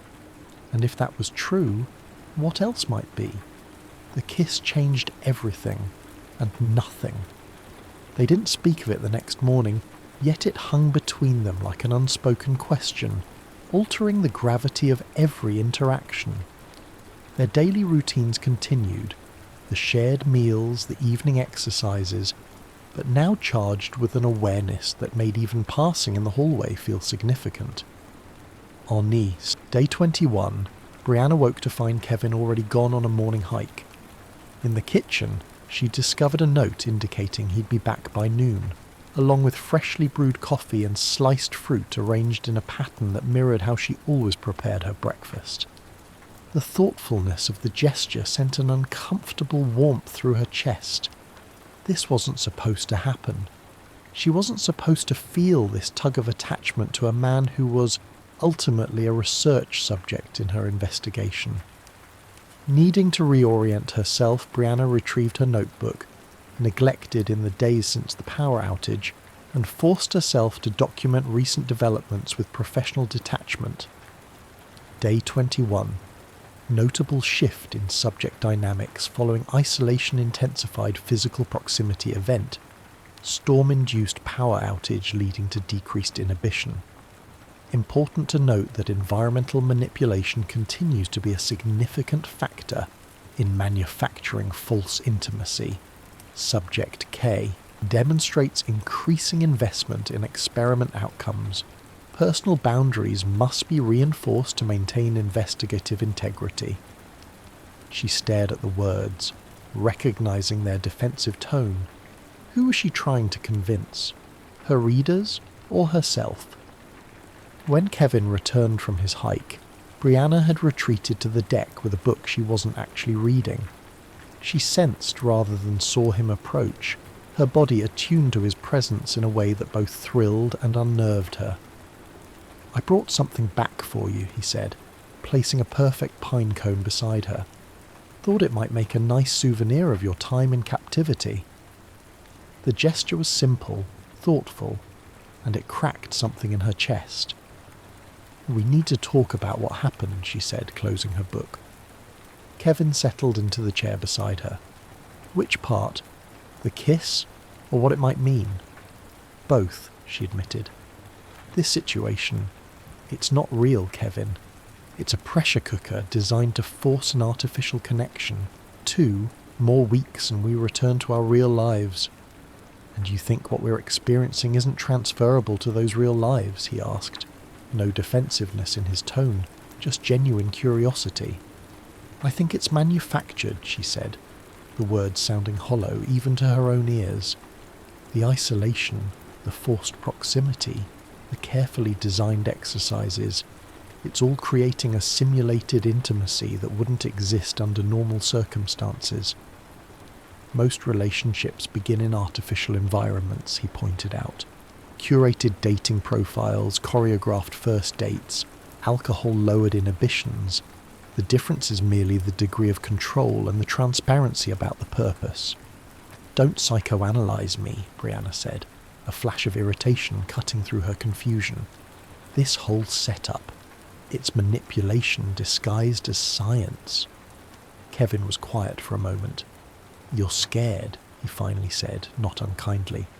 "Not of the experiment manipulating you, but of the possibility that what you're feeling might be genuine despite the experimental conditions." The accuracy of his assessment felt like a physical blow. "You don't know what I'm feeling." "No," he agreed, "but I recognize the pattern. The closer we get to something real, the harder you work to discredit it. It's a protective mechanism I understand intimately, because I've spent years doing the same thing from the opposite direction, intellectualizing emotional connections until they become safe, clinical, and ultimately meaningless." His honesty disarmed her anger. "What do you want from me, Kevin?" "Just acknowledgement that whatever is happening between us deserves to be explored rather than dismissed," he said. "Even if it began in an artificial environment, even if it might not survive outside of it." Before she could respond, the communication box chimed, signalling the arrival of the day's exercise. Kevin retrieved the envelope and opened it, his expression changing as he read the instructions. "What is it?" Brianna asked. "Today's exercise is called Truth and Consequences," he said, passing her the card. "We each write down a truth we haven't shared yet, then discuss the potential consequences of that truth for our compatibility." "Convenient timing," Brianna muttered. They retreated to separate areas to write their truths, agreeing to meet in the living room in 20 minutes. Brianna stared at her blank card, wrestling with what to reveal. The obvious truth, that she was developing feelings that contradicted her professional skepticism, felt too vulnerable. Instead, she wrote something equally true but less exposing. "I'm afraid of discovering that everything I believe about human connection is wrong." When they reconvened, Kevin suggested they exchange cards rather than reading their own truths aloud. Brianna's heart stuttered as she read his card. "I've known from the beginning that you were investigating Synapse's methods because I consulted on the development of their compatibility algorithms before agreeing to participate as a subject." The words hit her like a physical blow. She looked up to find Kevin watching her reaction carefully. "You helped design this experiment?" she asked, her voice barely controlled. "I contributed to the psychological assessment profiles they use for matching," he clarified. "I wasn't involved in designing the isolation protocol or the daily exercises." "But you knew." The sense of betrayal was overwhelming. "You knew exactly what was happening all along while I thought—" She stopped, unwilling to articulate what she'd begun to believe. "While you thought what?" he pressed gently. "It doesn't matter," she said, standing abruptly. "This proves my point exactly. This entire connection has been manufactured. You had insider knowledge of the psychological levers being pulled, the vulnerabilities being targeted. You were never just another subject." "Brianna," he said, his voice steady, "my involvement with the algorithm development doesn't change what's happened between us. If anything, it makes it more significant. The algorithms identified our potential compatibility, but everything that's developed has been genuine. Knowing the science behind attraction doesn't make attraction less real when you experience it." "No," she said, backing away. "This changes everything. You let me believe we were equals in this experiment, but you had information I didn't. You watched me open up, become vulnerable, while knowing exactly how the process was designed to work." The hurt in her voice surprised even her. "Was any of it real, or was I just another data point for your research?" "All of it was real," he insisted, standing now too. "Yes, I understood the theoretical framework, but I had no more control over my responses than you did over yours. The compatibility they measured between us, It's unprecedented in their research. That's why I agreed to participate. I wanted to know if algorithms could actually predict emotional connection, and the only way to know was to experience it myself. How convenient that your research subject was someone actively trying to expose the company you consulted for, Brianna said bitterly. Did they know I was a journalist when they matched us? Was that part of your perfect compatibility profile, the skeptic and the believer? I didn't know who my match would be until the day we met, Kevin said, a hint of frustration finally breaking through his composure. And yes, the fact that you question everything while I look for patterns that validate connection, that's precisely why we were matched. Complementary cognitive approaches, similar core values, different external manifestations. Brianna felt the floor shifting beneath her. Everything she'd begun to feel recategorized as manipulation, data collection, experimental validation. I need some air, she said, heading for the door. Brianna, please, Kevin called after her. Running away doesn't change what's happened between us. She paused at the door, not turning around. What's happened is exactly what your algorithm predicted would happen. Congratulations on your successful experiment, Dr. Jones. Outside, Brianna followed the trail into the forest, walking until the cabin was no longer visible. She found a boulder overlooking the valley and sat, trying to untangle the knot of emotions choking her.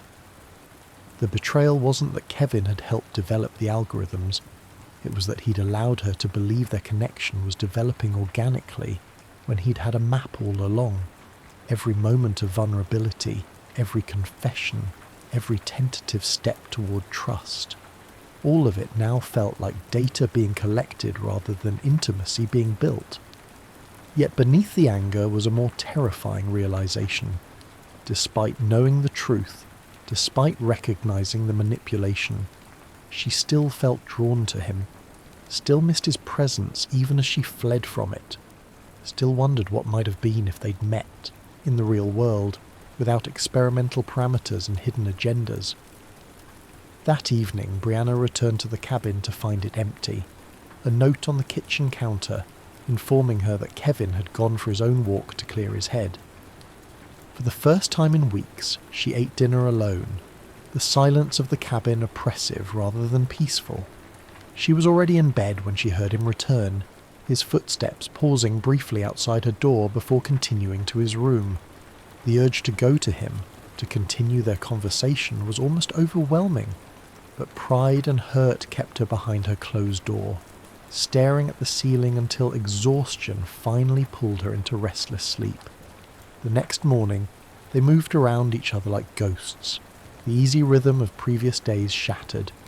Kevin made breakfast for both of them as usual, but they ate in silence, the weight of unspoken words filling the space between them. It was Kevin who finally broke the silence on the evening of day 23. "We have a week left," he said quietly as they sat on opposite ends of the couch pretending to read. "Do we really want to spend it punishing each other?" "I'm not punishing you," Brianna replied, not looking up from her book. "I'm processing the fact that our entire interaction has been built on uneven ground." "Has it?" he challenged gently. "I knew about the compatibility algorithms, yes, but I had no more insight into who you truly are than you had into me.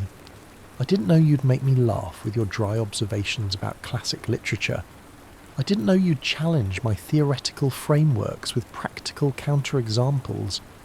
I didn't know that watching you lost in thought while staring at the mountains would become my favourite part of each day." He paused, his voice softening. "The science might have predicted our compatibility, Brianna, but it couldn't predict how it would feel to experience it." Something in his quiet vulnerability cracked her defences. "I need to know. Something," she said, finally looking at him. "Was any of this real for you? Or was it all just professional curiosity?" "It started as curiosity," he admitted, "but it became something else entirely, something I wasn't prepared for despite all my theoretical knowledge." He met her gaze directly. "I've spent my career studying connection from a safe distance. With you, for the first time, I don't want the distance. That terrifies me as much as it terrifies you." The honesty in his eyes dismantled the last of her anger, leaving only the confusion and longing beneath it. "I don't know how to separate what's real from what's been manufactured anymore," she confessed. "How much of what I'm feeling is just a response to the conditions we've been placed in?" "Does it matter?" he asked. "Most relationships begin in artificial environments, bars where alcohol lowers inhibitions, dating apps that curate our presentations of self, workplaces that force proximity. The circumstances that bring people together are always somewhat constructed. What matters is what happens within those circumstances." "That's easy for you to say," she countered. "You weren't the one left in the dark." "Wasn't I?" A flash of genuine hurt crossed his face. "I might have known about the compatibility framework, but I had no idea how it would feel to actually experience it. All my theoretical knowledge couldn't prepare me for—" he hesitated, "for you." The sincerity in his voice made something twist in her chest. She wanted to believe him, wanted to trust that what had developed between them transcended the experimental conditions that had brought them together. "I need time," she finally said. "We have 7 days," he reminded her gently, "and then we go back to our separate lives, unless we choose otherwise." The choice hung between them, weighted with possibilities neither was ready to articulate. The final week passed in a strange limbo of cautious reconnection. Without discussing it explicitly, they abandoned the formal exercises, instead creating their own rituals, morning hikes that wound through the forests surrounding the cabin, collaborative cooking experiments that often ended in laughter, evening conversations that stretched late into the night, gradually rebuilding the bridge between them. On day 28, with just 48 hours remaining in their isolation, they sat on the deck watching the sunset paint the mountains in hues of gold and crimson. "What will you write?" Kevin asked, breaking a comfortable silence. "In your article about the experiment?" Brianna had been asking herself the same question for days. The exposé she'd planned had evolved alongside her feelings, becoming more complex, more nuanced. "The truth," she said finally, "that Synapse has created something that works, but perhaps not in the way they intended. They're selling certainty, algorithmic destiny, but what they've actually created is an opportunity for something authentic to develop in a world that rarely allows for it." "And what about us?" he asked. The question she'd been both anticipating and dreading. "Does what happened here stay here?" Brianna turned to face him fully. "What do you want, Kevin, when we leave this place and return to our real lives?" "I want to know if what we've found survives outside these walls," he said simply. "I want the chance to discover you in the context of everyday life, morning commutes and work stress and all the mundane realities we've been sheltered from here. I want to know if the connection holds when it's not the only option available." His honesty both thrilled and terrified her. "And if it doesn't? Then we'll have learned something valuable about the nature of connection," he said. "But I think that's a hypothesis worth testing, don't you?" Brianna felt the familiar tug of resistance, the instinct to protect herself from potential disappointment, to maintain critical distance, but beneath it was something stronger. The desire to know if what they'd found could be real beyond the experimental conditions that had brought them together. "One condition," she said. "Complete honesty, from this point forward. No more withheld information, no more professional detachment. If we're going to try this in the real world, we do it as equals." "Agreed," he said, reaching out to take her hand, his touch sending the now familiar current through her. "Though I should warn you, I'm terrible at returning text messages and I work too much," she laughed. "I leave dirty dishes in the sink and I get obsessed with stories to the exclusion of everything else." "Sounds compatible to me," he said, with a grin that made her heart skip. On their final night in the cabin, they sat before the fireplace, a bottle of wine between them, talking about what awaited them beyond tomorrow. Her apartment in the city, his house in the suburbs, their respective careers that had been on hold for a month. "Are you nervous?" he asked, watching her profile in the firelight. "Terrified," she admitted. "What if it all falls apart the minute we step back into reality?" "What if it doesn't?" he countered. "What if the connection strengthens? What if we discover that what began as an experiment becomes the most authentic thing either of us has ever experienced?" The hope in his voice made her chest ache with possibility. She leaned against him, his arm coming around her shoulders as naturally as breathing. "There's something I've been meaning to give you," he said, reaching into his pocket and pulling out a small envelope. "I was going to wait until tomorrow, but now seems right." Inside the envelope was a single note card, identical to those used in their daily exercises. On it he'd written a final question. If you could know one thing with absolute certainty about us, what would it be? Brianna felt tears prick at the corners of her eyes. "Whether this is real," she answered without hesitation. "Whether what I'm feeling is genuine connection or just a perfect scientific construct." Kevin took her face in his hands, his eyes reflecting the firelight. "Science can create the conditions for connection, Brianna, but it can't manufacture the feeling itself. That part, the part that matters most, that's all us." When he kissed her, it felt different from their first kiss during the storm. Not desperate or urgent, but certain, a calm acknowledgement of something true they'd discovered together. The next morning, as they packed their belongings and prepared for the return journey, Brianna found herself lingering in each room of the cabin, memorizing details. The view from the kitchen window, the way sunlight filtered through the pine trees onto the deck, the sound of the wind in the eaves. "Having second thoughts?" Kevin asked, finding her staring out at the mountains one last time. "Just making memories," she said, "in case we need them." "We won't," he said with a certainty that made her smile. "This isn't an ending, Brianna. It's a hypothesis waiting to be tested in a new environment." When the Synapse representatives arrived to collect them, Dr. Parker handed each of them an envelope containing their compensation checks and final paperwork. "Congratulations on completing the program," she said, her professional smile revealing nothing about whether their experience had met the company's expectations. "Our follow-up team will contact you in 30 days for your post-experiment assessment." As they drove away from the cabin, Brianna watched it disappear around a bend in the road, a strange mix of emotions swirling within her. Nostalgia for the bubble they were leaving, anxiety about the uncertainties ahead, but beneath it all, a quiet hope that what they'd discovered might be even stronger in the light of everyday reality. "So," Kevin said as they neared the city, the skyline appearing in the distance like a mirage. "Your place or mine?" Brianna laughed, the tension breaking.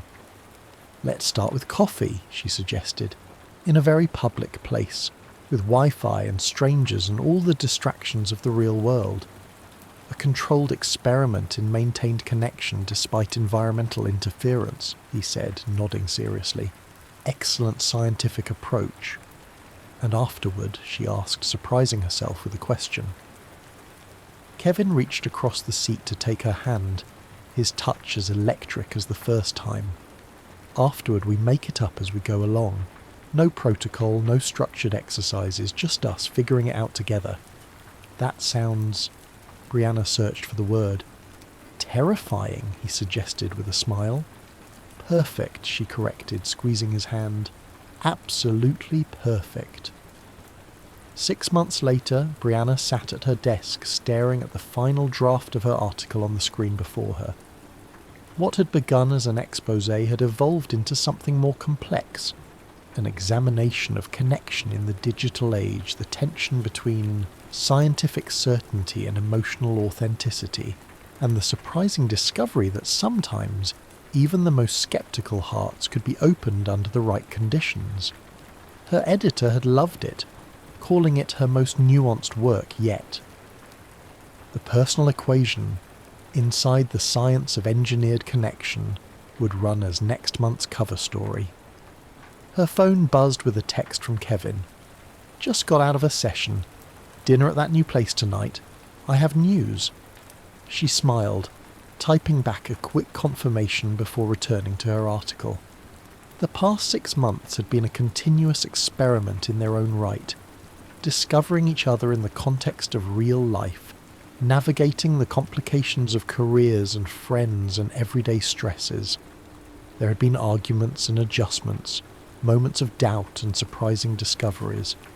But beneath it all, the connection had not only endured, it had deepened, becoming more textured, more authentic than anything she'd experienced before. That evening, as they sat across from each other at dinner, Kevin slid a small box across the table. "What's this?" Brianna asked, eyeing it suspiciously. "Open it," he urged, an unusual nervousness in his expression. Inside was not what she expected. Not a ring, but a key. "The lease on my house is up next month," he explained, "and that 2-bedroom in Chelsea we looked at is available. I thought maybe we could run a new experiment in cohabitation, voluntary this time." Brianna felt a smile spreading across her face. "Any structured exercises I should know about?" "Just one," he said, reaching across the table to take her hand. "Choose each other, every day. Not because an algorithm says we're compatible, but because we want to be." "I can work with that," she said, closing her fingers around the key. "Though I should warn you, my dirty dish situation hasn't improved. Neither has my work schedule," he countered with a grin. "But I'm willing to test the hypothesis that we're better together than apart." Later that night, as they walked home hand in hand through the city streets, Brianna reflected on the strange path that had brought them together. A skeptical journalist and a theoretical psychologist, thrown together in an experimental setting designed to manufacture connection. What neither Synapse nor its algorithms could have predicted was that sometimes genuine connection flourished not because of scientific precision, but in spite of it, in the messy, unpredictable spaces where vulnerability met acceptance, where skepticism encountered faith, and where two people who had spent their lives keeping others at a distance found in each other a reason to draw closer. The experiment had ended, but their story was just beginning, undefined by protocols or theories, but written day by day in the language of chosen connection, of love that transcended its origins to become something entirely, wonderfully real.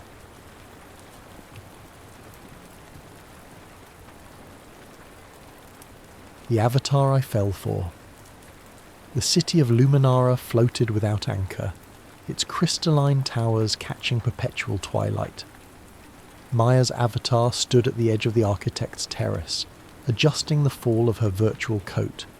Midnight blue, perfectly tailored, nothing like the shapeless clothes she wore in her actual apartment 3,000 miles away. Here, her movements were fluid.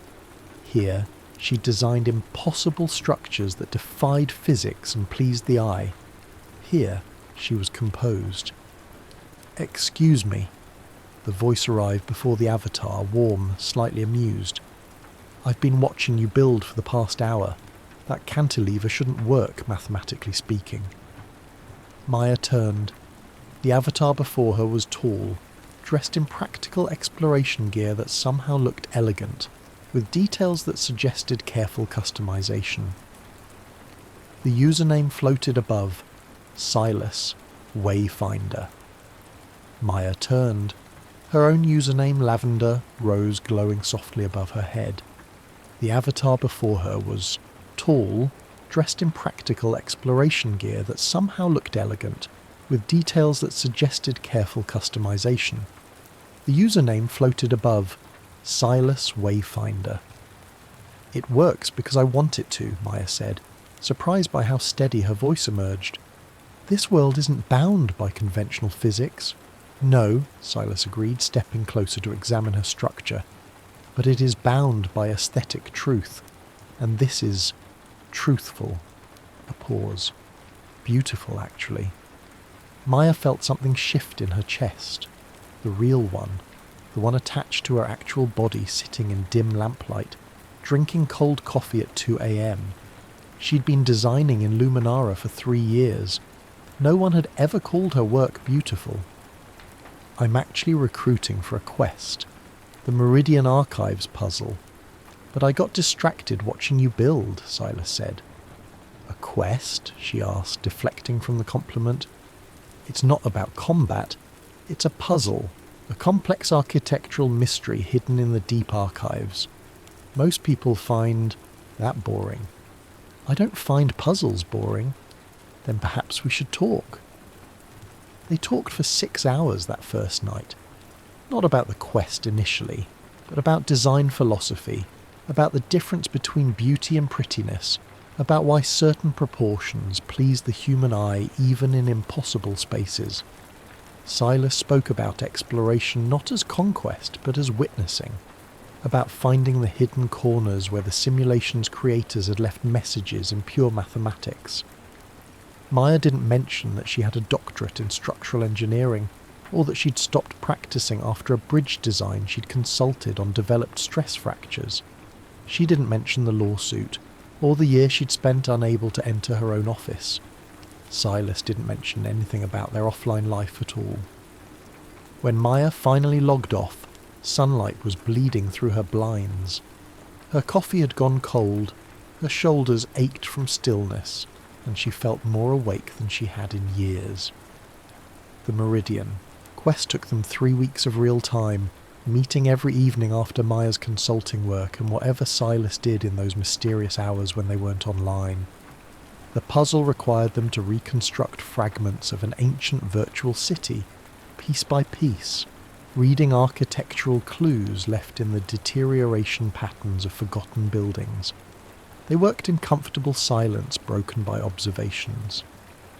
"Look at the way the light falls here," Silas said one evening, their avatars standing in a ruined plaza. "The shadows move counterclockwise. Whoever designed this was thinking about impermanence." "Or memory," Maya offered. "Time running backward to something lost. Do you think about loss often?" The question hung between them. Maya's fingers hovered over her keyboard. "I think about things I've built that failed," she said finally. "About trusting my judgment and being wrong. But you're here, building again. This is different. This isn't real." "Isn't it?" Silas's avatar moved. Closer, not touching, but present. "It feels real when I'm talking to you." Maya's breath caught. In her apartment, her hands trembled slightly. On screen, her avatar remained perfectly still. "Tell me something true," Silas said quietly. "Not facts, something true." Maya thought about deflecting. Instead, she typed, "I'm afraid that if people really saw me, they'd find nothing worth seeing." The silence stretched. Then, "I'm afraid that the only version of myself I like exists in here," Silas admitted, "and that makes me a coward. That makes you human. You don't know that. You don't know what I am offline. I know you see beauty in mathematical decay. I know you stop to watch virtual sunsets even though you've seen thousands. I know you're patient with my questions and you laugh at terrible puns." Maya hesitated, then continued, "I know I wait all day to talk to you." She could see the typing indicator appear and disappear several times.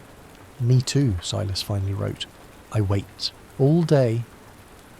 They completed the quest 2 days later, unlocking a hidden garden that existed in a pocket dimension, a space only they could access, coded as a reward for those who solved it together. The garden was impossibly beautiful, trees with leaves of light, a pool that reflected constellations that didn't exist in any real sky. They stood at the pool's edge, their avatars' reflections shimmering. "We could meet here," Silas suggested, "when we want somewhere private." "I'd like that." Silas's avatar turned toward hers. The movement was slow, deliberate. Maya watched the distance close between them. 6 virtual feet, then 4, then 2. "Can I ask you something?" Silas's voice was different, unsteady. "Yes." "When you imagine me, the real me offline, What do you imagine? Maya's throat tightened. I try not to. Why? Because, she struggled to articulate it, because I'm afraid I'll be wrong, and the wrongness will ruin this. And if you're right, that terrifies me more. The avatars stood so close now that Maya could see the detailed texturing on Silas's virtual clothing, the careful rendering of expression.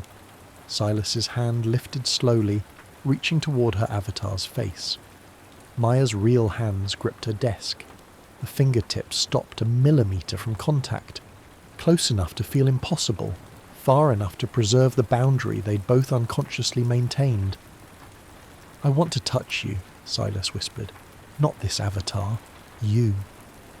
Maya's vision blurred with sudden tears. You don't know what I look like. I don't care what you look like. I want to know what your hand feels like, what you sound like without voice modulation, whether you drink your coffee black or if you hum when you're thinking. I do hum, Maya admitted, voice breaking, and I take my coffee with too much cream because I like it sweet, even though everyone says that's not real coffee. See? That's what I want. Real coffee preferences. Real nervous habits. Why? Maya asked, desperately. Why risk it? This works. We work. Because I'm falling in love with you, Silas said, and I can't do that halfway. Maya didn't log on for 3 days. She told herself she was busy with work, with real life, with things that mattered. But she dreamed about the garden, about Silas's almost touch, about the confession that had shattered her careful construction of safe distance. When she finally returned, Silas was waiting. I thought you'd left, they said simply. I thought about it. Because I scared you. Because I'm scared, Maya corrected, of wanting something I can't control. They met in the garden, their garden now, though neither had claimed it aloud. The virtual stars reflected in the virtual pool, and Maya's real heart hammered in her real chest. I looked into the new authentication protocols, Silas said abruptly, the ones the platform is implementing, biometric integration, real-world verification. Maya had heard about them. The virtual community was divided, some celebrating the move toward authenticity, others mourning the death of anonymity. They're optional, she said, for now, but everyone's speculating they'll become mandatory. The platform wants to position itself as a legitimate social space, not an escape. Is that what this is to you? Maya asked. An escape? It was, Silas admitted. It was the only place I could be brave. A pause. Before you. What changed? I realise bravery in here doesn't count if I'm still a coward out there. Maya felt something crumbling inside her. The careful walls she'd built between virtual and real, between the self she performed and the self she hid. I need to tell you something, she said, about why I'm here. She told Silas about the bridge, about the calculations she'd checked 3 times, the materials she'd specified, the contractor who'd substituted cheaper alternatives without telling her, about the stress fractures discovered during inspection, the investigation, the months of testimony, about being cleared of wrongdoing but not guilt, about walking away from a career she'd loved because she couldn't trust her own judgment anymore. That's why I build here, she finished, because nothing I create here can actually hurt anyone. And that's why you can't leave, Silas said quietly. Yes. What if I told you I need this place for the same reason? Maya waited. I have a chronic illness, Silas continued. Progressive, degenerative. In here, I can move without pain. I can explore, run, climb. My avatar doesn't shake or stumble. It doesn't need rest. Silas, I'm not dying, they interrupted. But I'm not who you imagine either. I'm not the person who moves like this avatar. And I'm terrified that if you meet the real me, limited, struggling, you'll only see limitation. Maya's eyes burned. You think I'm whole? You think I'm not struggling? I think you're brilliant and cautious, and you laugh at my terrible puns, and you build things that... Make me believe in beauty again, Silas's voice cracked. I think I love who you are in here, and I'm terrified that won't translate. So what do we do? Silence stretched between them, virtual and vast. I don't know, Silas admitted, but I can't keep pretending this is enough, and I can't keep pretending you're not real to me. I am real. Then prove it. Meet me. Offline. Maya's hands froze on her keyboard. Every instinct screamed to refuse, to protect, to maintain the boundary that kept her safe. I can't, she whispered. Then this ends here. Silas, but the avatar was already fading, logging off with a finality that felt like a door closing. Maya sat in her dark apartment, staring at the empty garden on her screen, and let herself cry. 2 weeks passed. Maya tried to return to how life had been before Silas, before late-night conversations and virtual gardens, and the feeling that someone truly saw her.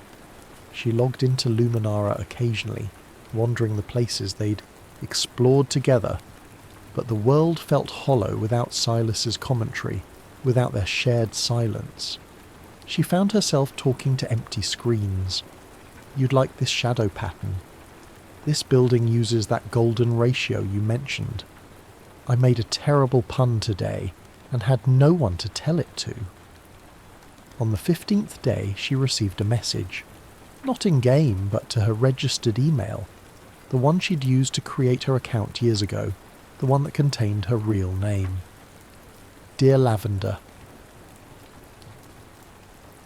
Rose. If you're willing to know my real name, I'm willing to share it.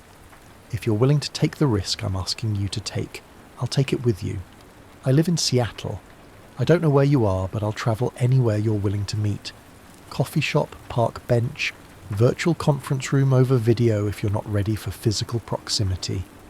I need you to know, I've thought about this every day since we stopped talking. I've rehearsed this message 100 times. I've hovered over the send button, more times than I can count. I'm sending it because I've realised something. The courage I found in Luminara wasn't false, it was practice. Practice for this moment, where I tell you that I don't need you to be perfect or whole or fearless. I need you to be real, and I'm hoping you need the same from me. My name is Elijah Moss. I'm 34 years old. I teach music theory online. I drink too much tea. I can't cook to save my life, and I'm terrified you'll read this and delete it. But I'm more terrified of never knowing what your laugh sounds like in person. If you're willing, my number is below. Text me, call me, or tell me to leave you alone and I will. Either way, thank you for reminding me what it feels like to want something enough to risk losing it. Elijah, Silas. Maya read the message 7 times. She looked up Seattle, 2,147 miles from her small apartment in North Carolina. She thought about excuses, about reasons to refuse, about all the ways this could go wrong. Then she picked up her phone and typed, My name is Maya Sampson. I live in Charlotte. I'm scared out of my mind, but I'd like to hear your voice. The phone rang 30 seconds later. Maya? The voice was familiar, slightly different without the virtual modulation, deeper and more uncertain, but unmistakably Silas, unmistakably Elijah. Hi, she managed. Hi. She could hear him breathing. Real air in a real room somewhere in Seattle. I can't believe I'm actually talking to you. Me neither. Your voice is different than I imagined. Better, Maya laughed. Shaky, genuine. Better how? Warmer, more present. They talked for 3 hours. About logistics first. Safe, practical things like work schedules and travel costs and whether meeting halfway made sense. Then about harder things. What they feared, what they hoped for, what meeting even meant. I don't want to build expectations, Maya admitted. I don't want to show up and disappoint you. You won't. You can't know that. I know that I've spent 2 weeks miserable without you, Elijah said. I know that hearing your voice makes me feel like I'm breathing properly for the first time in days. I know that whatever happens when we meet, I'd rather know than wonder for the rest of my life. What if it's terrible? Then it's terrible, but at least it's real. Maya closed her eyes. Okay. I'll meet you. Halfway. How about Denver? About halfway between us. Neutral territory. When? 2 weeks. That gives me time to panic and talk myself out of it. She could hear the smile in his voice. Promise you won't? I promise I'll try. Maya arrived at the coffee shop 15 minutes early, her heart performing acrobatics in her chest. She'd changed outfits 3 times, settled on something simple, jeans and a sweater the colour of her avatar's midnight coat. She ordered coffee with too much cream and sat by the window, watching every person who entered. When Elijah arrived, she knew him immediately. Moved differently than his avatar, slower, more careful, using a cane that he'd never mentioned on the phone. But the way he looked around the room, the slight uncertain smile, the careful observation of details, that was purely Silas. Their eyes met. His face transformed with recognition and relief. Maya? She stood, knocking over her coffee in the process. I'm so sorry. God, yes, I'm Maya. I'm just nervous, he finished, reaching her table. Up close she could see the lines around his eyes, the silver threading his dark hair, the way his hand trembled slightly on his cane. Me too. Completely terrified, actually. You don't look terrified. You don't look like someone who's built impossible architecture and survived engineering disasters. He gestured to the chair. May I? They sat. A barista brought napkins for the spilled coffee. Maya's hands wouldn't stay still. I thought I'd know what to say, she admitted.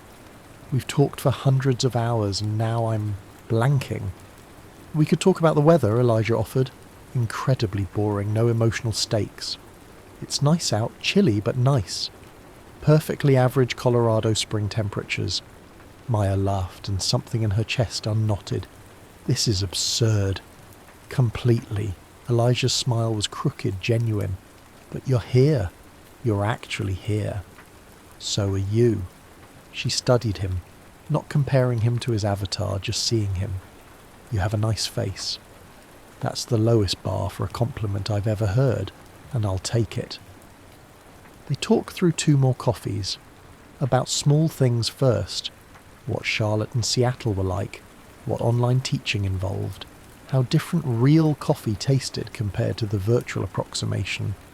Then about larger things. What living with chronic pain meant. How guilt lingered even after legal absolution.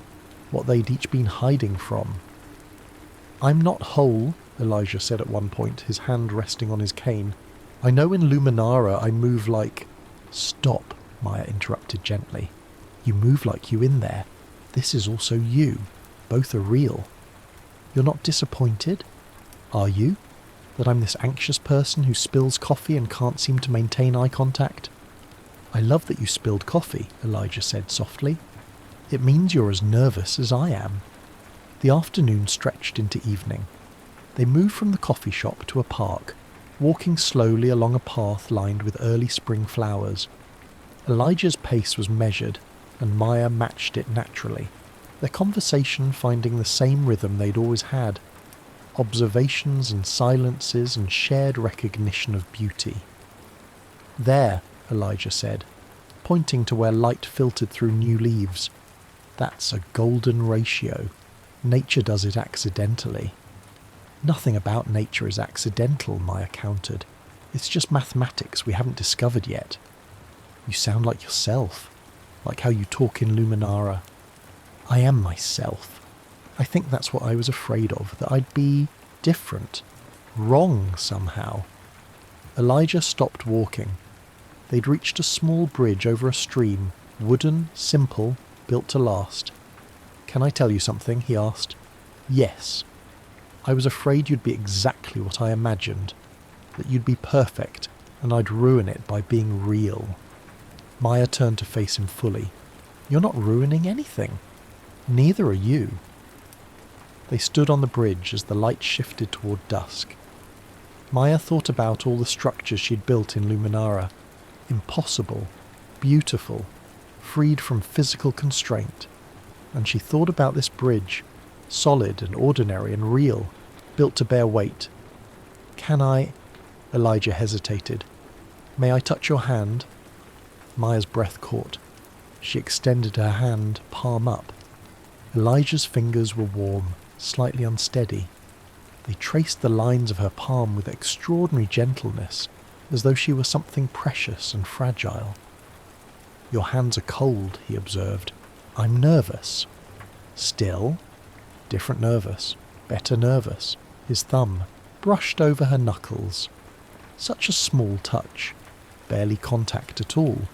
But Maya felt it reverberate through her entire body. This real touch from this real person who knew her fears and built gardens with her and made terrible puns about architectural theory.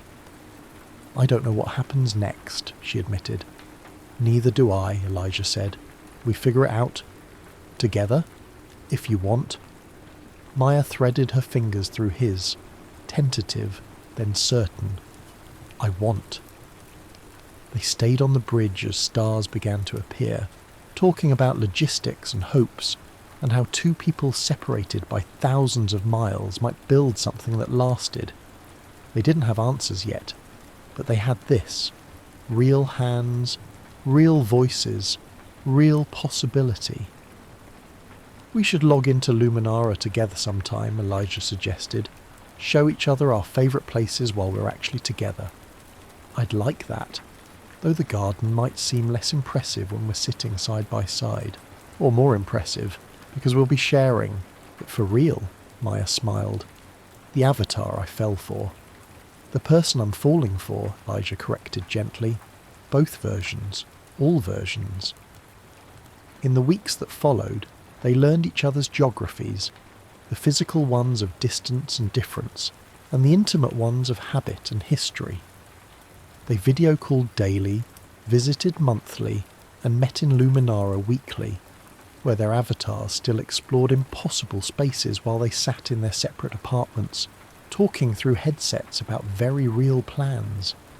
6 months later, when Maya stood in Elijah's Seattle apartment, small, carefully organised, filled with sheet music and tea varieties, she helped him design a virtual building in Luminara.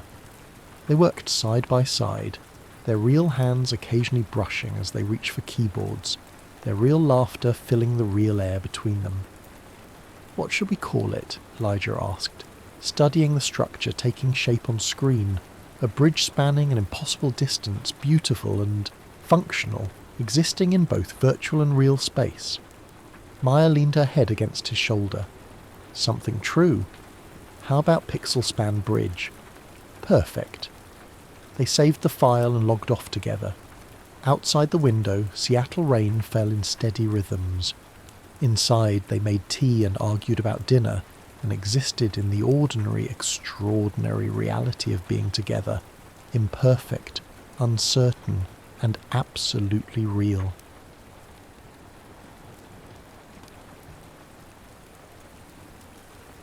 A love remembered.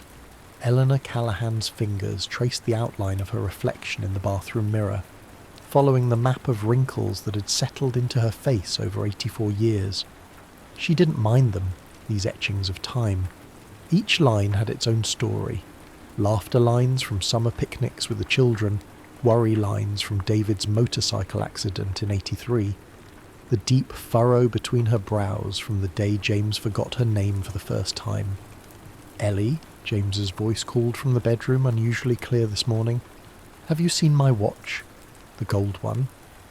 Eleanor closed her eyes briefly, savouring the sound of her nickname on his lips. These moments of lucidity had become rare treasures, appearing without warning and disappearing just as quickly, like fireflies in the growing dusk of his mind. Coming, love, she called back, quickly dabbing Chanel No. 5 behind her ears, a ritual she maintained despite knowing he rarely noticed anymore. She found James sitting on the edge of their bed, dresser drawers pulled open, his pyjamas still on but inside out. His white hair stood up in tufts, and confusion clouded his eyes despite the momentary clarity in his voice. "The gold watch," he repeated, his hands patting the bedspread. "My father's watch. I need it for—" Eleanor knelt carefully before him, her knees protesting the movement. "For our anniversary dinner tonight," she finished, reaching for his hand. 60 years, James. Can you believe it?" His eyes, still that remarkable shade of hazel that had made her stumble over her words at a dance hall in 1963, flickered with something. Recognition, perhaps, or just the reflection of her own hope. 60, he murmured, squeezing her fingers. Then, "Who are you?" The question no longer stung as it once had. Eleanor simply smiled and pressed her palm against his cheek. "I'm Eleanor, your wife, and tonight our family is coming for dinner to celebrate us." James nodded, accepting this information with the placid trust of a child. Eleanor helped him dress, guiding his arms through the sleeves of his favourite cardigan, the navy one with leather elbow patches that their grandson Michael had given him 5 Christmases ago. Before James's diagnosis, he had been meticulous about his appearance. Pressed shirts, polished shoes, his silver hair always neatly combed. She maintained these standards for him now, a small act of preservation. The doorbell rang as she was adjusting his collar. "That'll be Margaret," Eleanor said, kissing his forehead. "Our daughter. She's bringing those lemon squares you like." James blinked at her, and for a terrifying moment, Eleanor thought she saw not confusion but utter blankness in his gaze, as if looking through her into an endless void. Then he smiled, the crooked, charming smile that had once made her knees weak on dance floors and in darkened movie theatres. "I like lemon squares," he said simply. Margaret's voice carried up the stairs, followed by the deeper tones of her husband Robert and the excited chatter of their daughters, Lily and Emma. Eleanor guided James toward the door. "Dad!" Margaret's face lit up when she saw him, and she embraced him carefully. At 57, Margaret had inherited Eleanor's petite frame and James's expressive eyes. "Happy anniversary." "Thank you," James replied automatically, social graces still deeply ingrained even as other parts of him slipped away. "Grandpa," Emma, 16 and luminous with youth, bounded forward. "I brought you something." She pressed a small package into his hands. James stared at it, uncertain. "Open it, dear," Eleanor encouraged. His fingers moved slowly, methodically unwrapping the gift. Inside was a small digital picture frame, its screen coming to life with a slideshow of family photos. "See, Grandpa," Emma explained, standing close. "It has all our pictures in it. Look, there's you and Grandma at the beach house, and there's when you taught me to fish, James." Watched the images flicker past, his expression unreadable. Then, with startling suddenness, he said, "Cape Cod, 1988. David fell off the dock." The room went still. Eleanor exchanged a glance with Margaret, whose eyes had widened in surprise. The photo on screen indeed showed their vacation home in Cape Cod, though from a more recent trip. "That's right, Dad," Margaret said carefully. "You remember David falling in? Mum had to fish him out because you were laughing too hard to help." James nodded, a small smile playing at his lips. "He splashed like a seal, all arms." Eleanor felt a familiar tightness in her chest, hope and heartache intertwined. She had learned not to expect these moments of recollection, nor to expect them to last.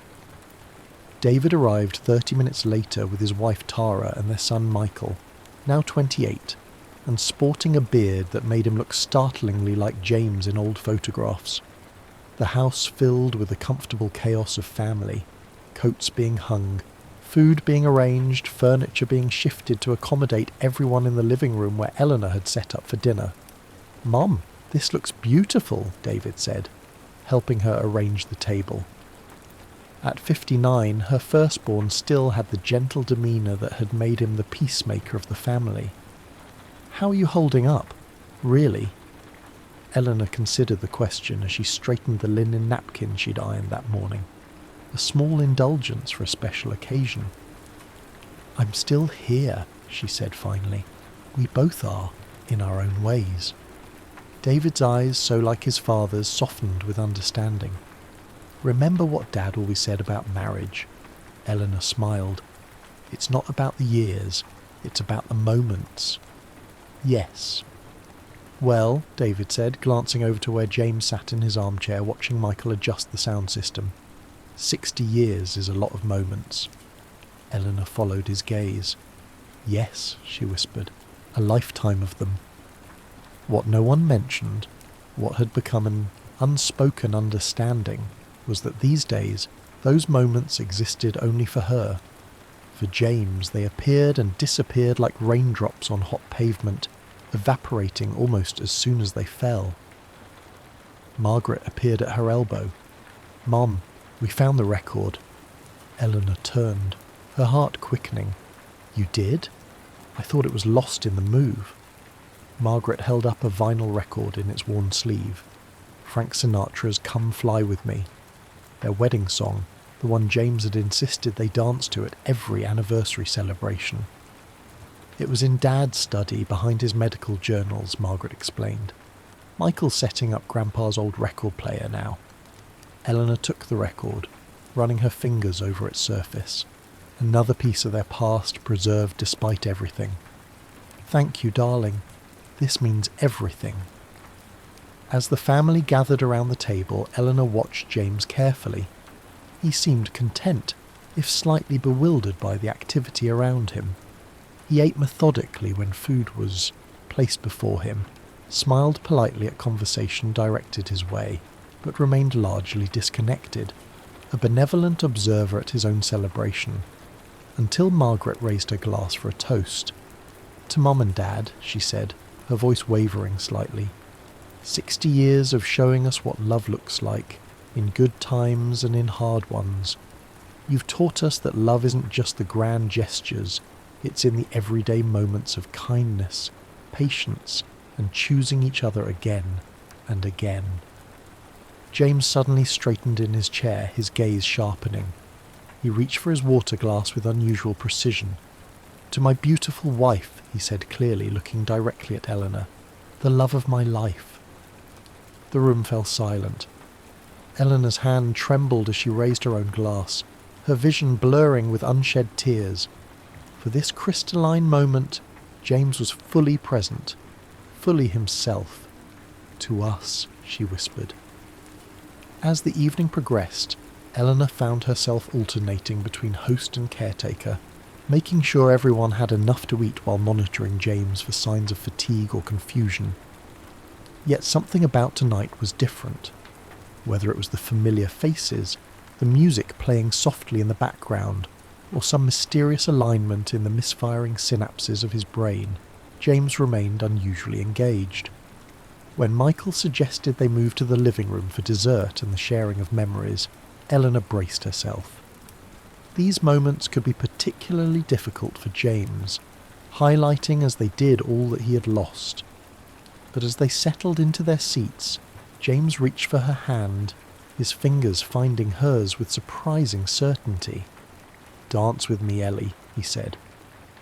The needle dropped onto the vinyl with a soft hiss, and the rich tones of Sinatra filled the living room. Eleanor stood frozen, James's request echoing in her ears. "Dance with me, Ellie." Words he had spoken hundreds of times throughout their marriage, but hadn't uttered in nearly 3 years. James rose from his chair without assistance, extending his hand with a grace that seemed to shave decades off his stooped frame. The family watched in silent amazement as Eleanor placed her hand in his, allowing him to guide her to the centre of the room where they had pushed back the furniture.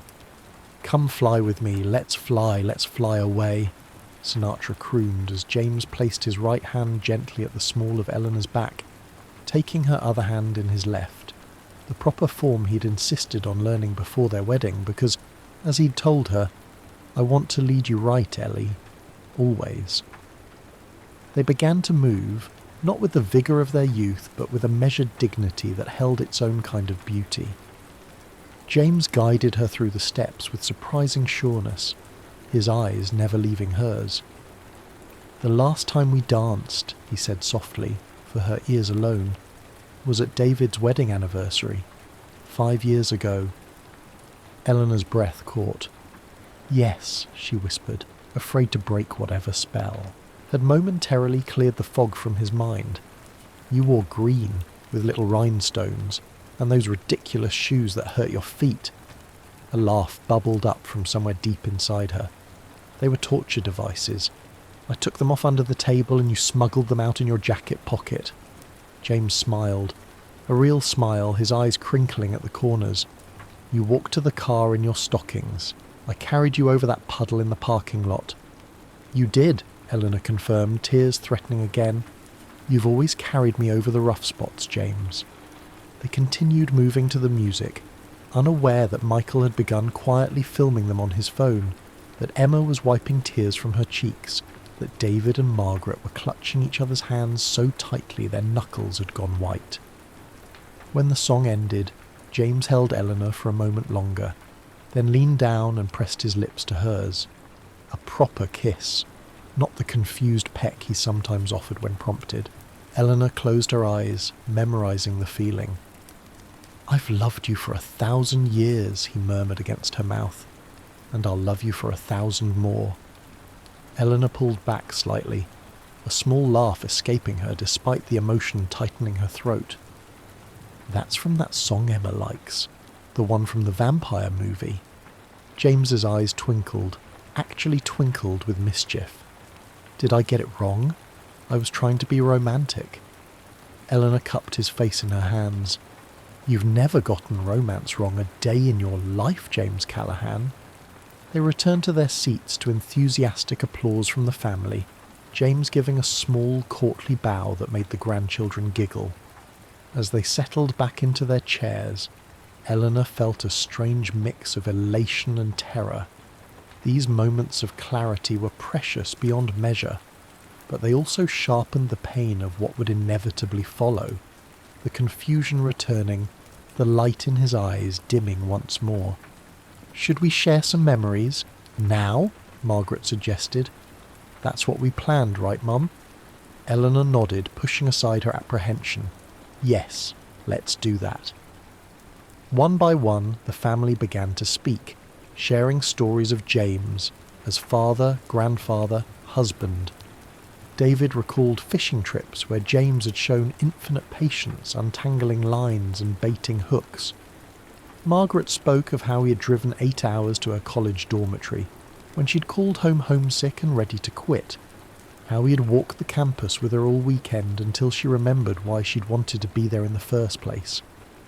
Michael talked about his grandfather teaching him to change the oil in his first car, and how James had slipped him an extra $20 afterward, whispering, "Don't tell your grandmother I'm undermining your allowance system." Lily remembered being terrified of thunderstorms as a child until Grandpa explained that thunder was just the clouds bowling, and every time we heard it, it meant someone had gotten a strike. Emma, the youngest at 16, spoke last. "When I was little and stayed over, Grandpa would make pancakes in funny shapes.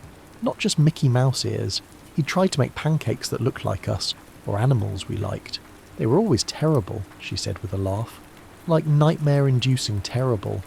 But he was so proud of them, and he'd make up stories about each pancake as we ate them." She turned to James, her expression softening. "You always made me feel like the most important person in the room, Grandpa.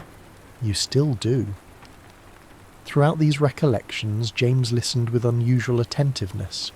Sometimes he nodded or smiled in apparent recognition. Other times he looked puzzled, as if hearing about a stranger's life. But he remained engaged, his hand resting on Eleanor's knee, occasionally squeezing gently when a particular memory seemed to resonate. After Emma finished speaking, a comfortable silence fell over the room. Then James cleared his throat. "I'd like to. Say something," he announced. The family exchanged surprised glances. James rarely initiated conversation these days, especially in group settings that tended to overwhelm him. "Of course, Dad," David encouraged gently. "We'd love to hear from you." James straightened in his seat, and Eleanor was struck by how much he suddenly resembled the man who had stood before classes of medical students for 40 years as a respected professor of cardiology. His shoulders squared, his chin lifted, and when he spoke, his voice carried the authority that had once commanded hospital rounds. "I know I'm not always here," he began, gesturing vaguely toward his head. "I know I forget things, important things, people." His eyes found Eleanor's.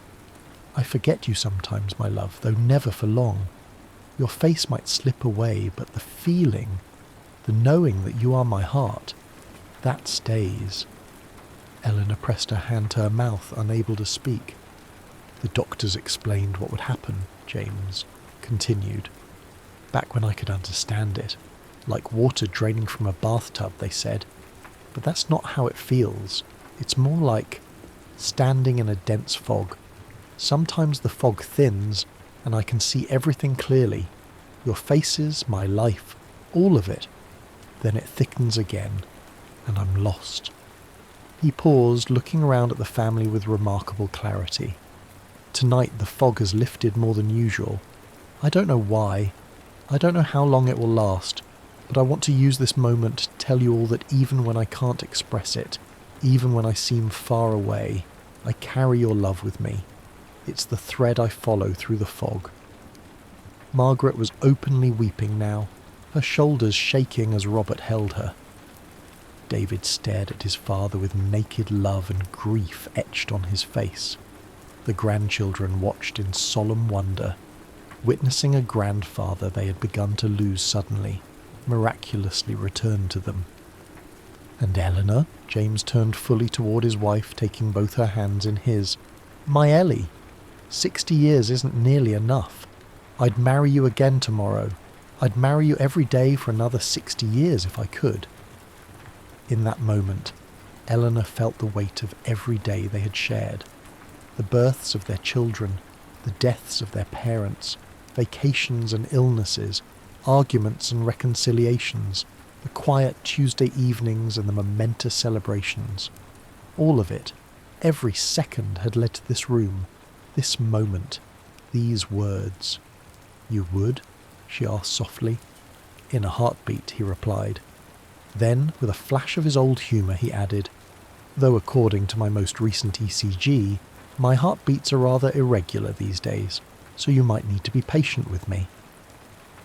The family laughed through their tears, and Eleanor felt something tight in her chest begin to loosen. This moment of perfect clarity, of James fully present and aware, recognising and loving his family, this was the anniversary gift she had never dared to wish for. After James's speech, the evening took on a dreamlike quality. They ate Margaret's lemon squares and drank coffee. They looked through old photo albums, James occasionally offering startlingly precise details about pictures taken decades ago. They played another record, Nat King Cole this time, and James hummed along, his foot tapping in perfect rhythm. But as the clock crept past 9, Eleanor noticed the sign she'd learned to recognise, the slight furrow returning to James's brow, his responses becoming more halting, his gaze beginning to wander. The fog was rolling back in. "Perhaps we should wrap up for the evening," she suggested gently. "It's been a wonderful celebration, but I think we're both getting tired." The family understood immediately. Goodbyes were exchanged, hugs given, promises to visit again soon offered. As they gathered their coats and leftovers, each family member took a moment with James, holding his hand or kissing his cheek, trying not to betray their awareness that the grandfather and father who'd been so vibrantly present all evening was already beginning to recede. "We'll help clean up before we go," David offered, but Eleanor shook her head. "Leave it, darling. I'll take care of it tomorrow." "Are you sure, Mom?" Margaret asked, concern evident in her voice. Eleanor nodded. "I want some quiet time with your father now, while he's still—" She didn't finish the sentence. She didn't need to. As the front door closed behind the last of their family, Eleanor turned to find James standing in the middle of the living room looking lost. "Who are all those people?" he asked. Eleanor felt a familiar pang, sharper tonight after hours of having her real husband back. She crossed to him, taking his hand. "That was our family, love. Our children and grandchildren. They came to celebrate our anniversary." James nodded slowly, processing this information without fully comprehending it. "Anniversary," he repeated, the words seeming to float disconnected from any meaning. 60 years of marriage," Eleanor explained patiently. "Diamond anniversary.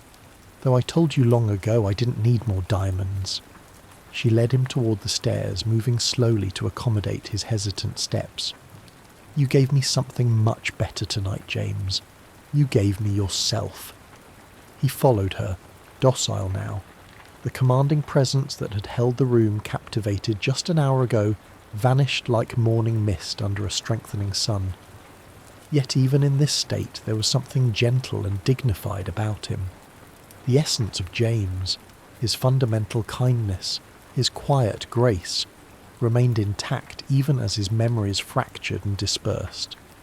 In their bedroom, she helped him undress and put on his pyjamas.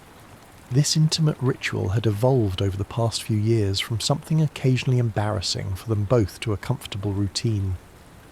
Eleanor had been a nurse before retiring, and she brought that professional efficiency to the task, though she never stopped seeing her husband's body with love.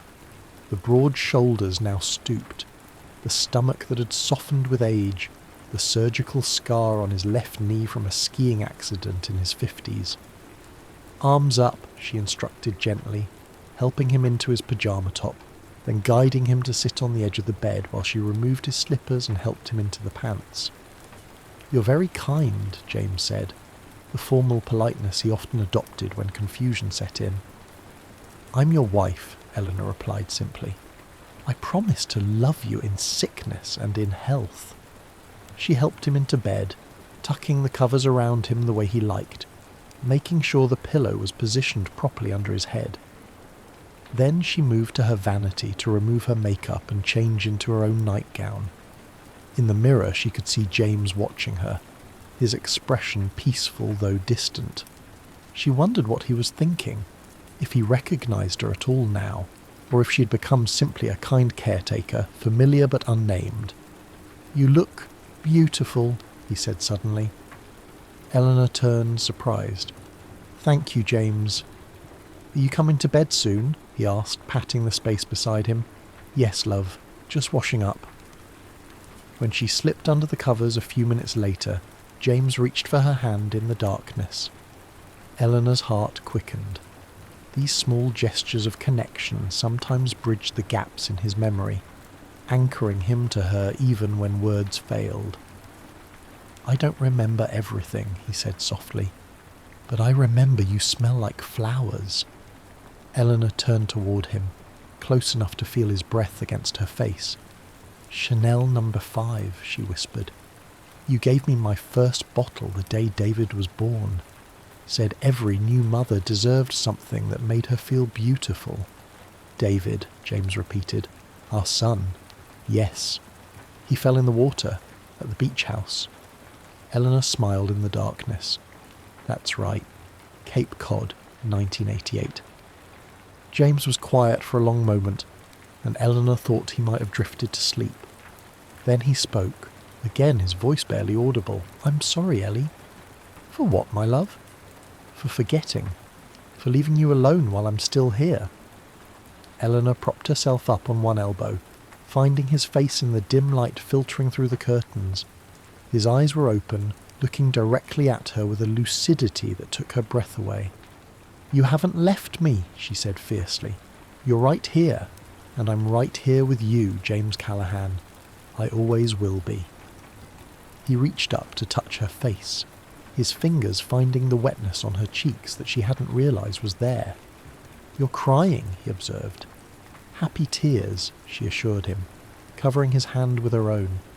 Tonight was perfect. "Dance with me again tomorrow?" he asked, his voice already growing drowsy. "Every day," Eleanor promised. knowing that by morning he would likely have no recollection of this conversation, of the dance they'd shared, of the remarkable speech he'd given to their family. But she would remember for both of them every single day. James's breathing deepened as sleep claimed him. Eleanor remained awake a while longer, watching the gentle rise and fall of his chest, cataloguing every moment of this extraordinary evening in her memory.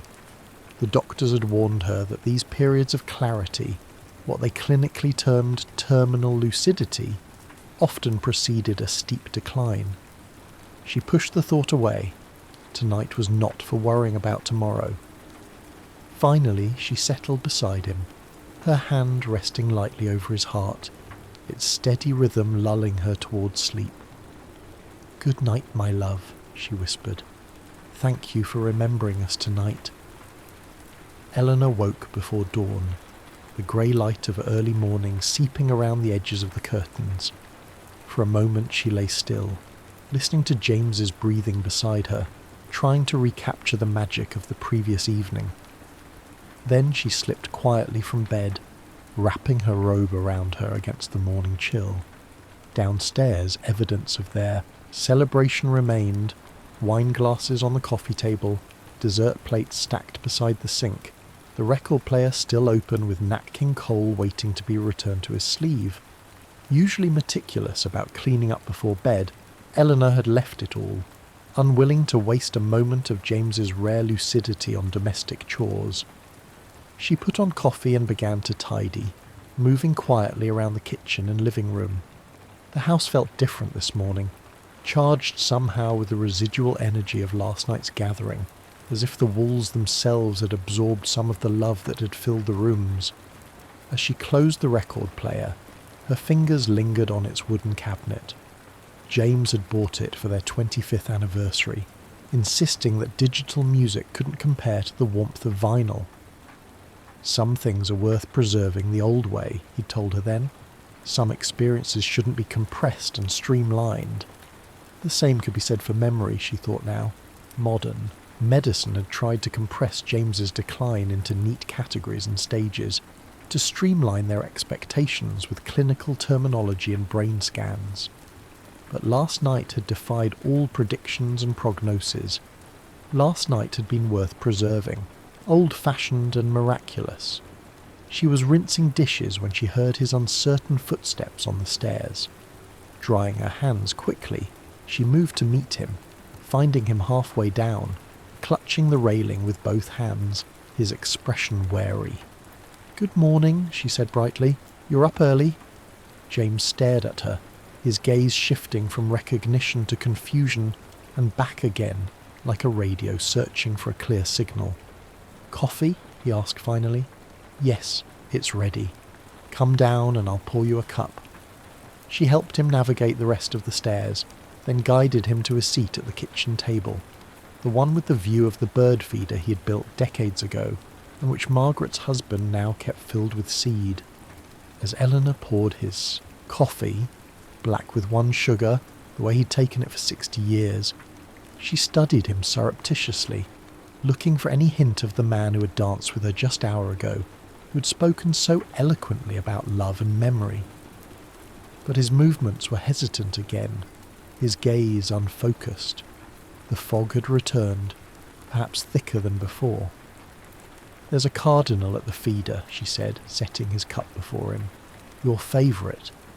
James turned to look out the window, a small smile lifting the corners of his mouth. "Red bird," he said, the simple observation containing a hint of delight. "That's right." Eleanor sat opposite him with her own coffee. "Do you remember what we did yesterday, James?" He frowned slightly, concentrating. "We had visitors?" "Yes. The family came for dinner, for our anniversary." "Anniversary?" he echoed, the same disconnected repetition as last night. Then, unexpectedly, 60 years. Eleanor's heart leaped. That's right, 60 years of marriage. James took a sip of his coffee, his expression clearing briefly. "Did we dance?" "Yes," Eleanor whispered, her throat tight with emotion. "Yes, we danced to Frank Sinatra. "Come fly with me," James said, nodding as if confirming a fact to himself. "You wore blue." Eleanor looked down at her robe, a faded floral pattern in pinks and greens. "Last night I wore blue," she agreed. "The same colour as my dress on our first date. Do you remember that night, James, at the Starlight Ballroom?" But James's attention had shifted back to the window, to the cardinal now joined by its more subdued mate. "Two birds," he observed. Eleanor followed his gaze. "Yes, the pair always comes together. They mate for life, you know." James turned back to her, and for a brief, heart-stopping moment she saw complete clarity in his eyes. "Like us," he said. "Yes," Eleanor agreed, reaching across the table to take his hand. "Exactly like us." The days following their anniversary settled back into familiar patterns. James's remarkable lucidity had indeed been fleeting, though Eleanor treasured the small fragments that seemed to have remained. He sometimes hummed "Come Fly With Me" when she helped him dress, and once he called her Ellie unprompted, the diminutive sending a shock of joy through her. A week after the celebration, Margaret came by while James was napping to help Eleanor organise the photographs and mementos from the evening. "Michael put together this album," Margaret said, placing a leather-bound book on the kitchen table. "He included printouts of the pictures and the video he took of you and Dad dancing." Eleanor opened it carefully, her breath catching at the first photograph. James leading her in their dance, both of their faces illuminated with joy. "Oh, Margaret, it's beautiful."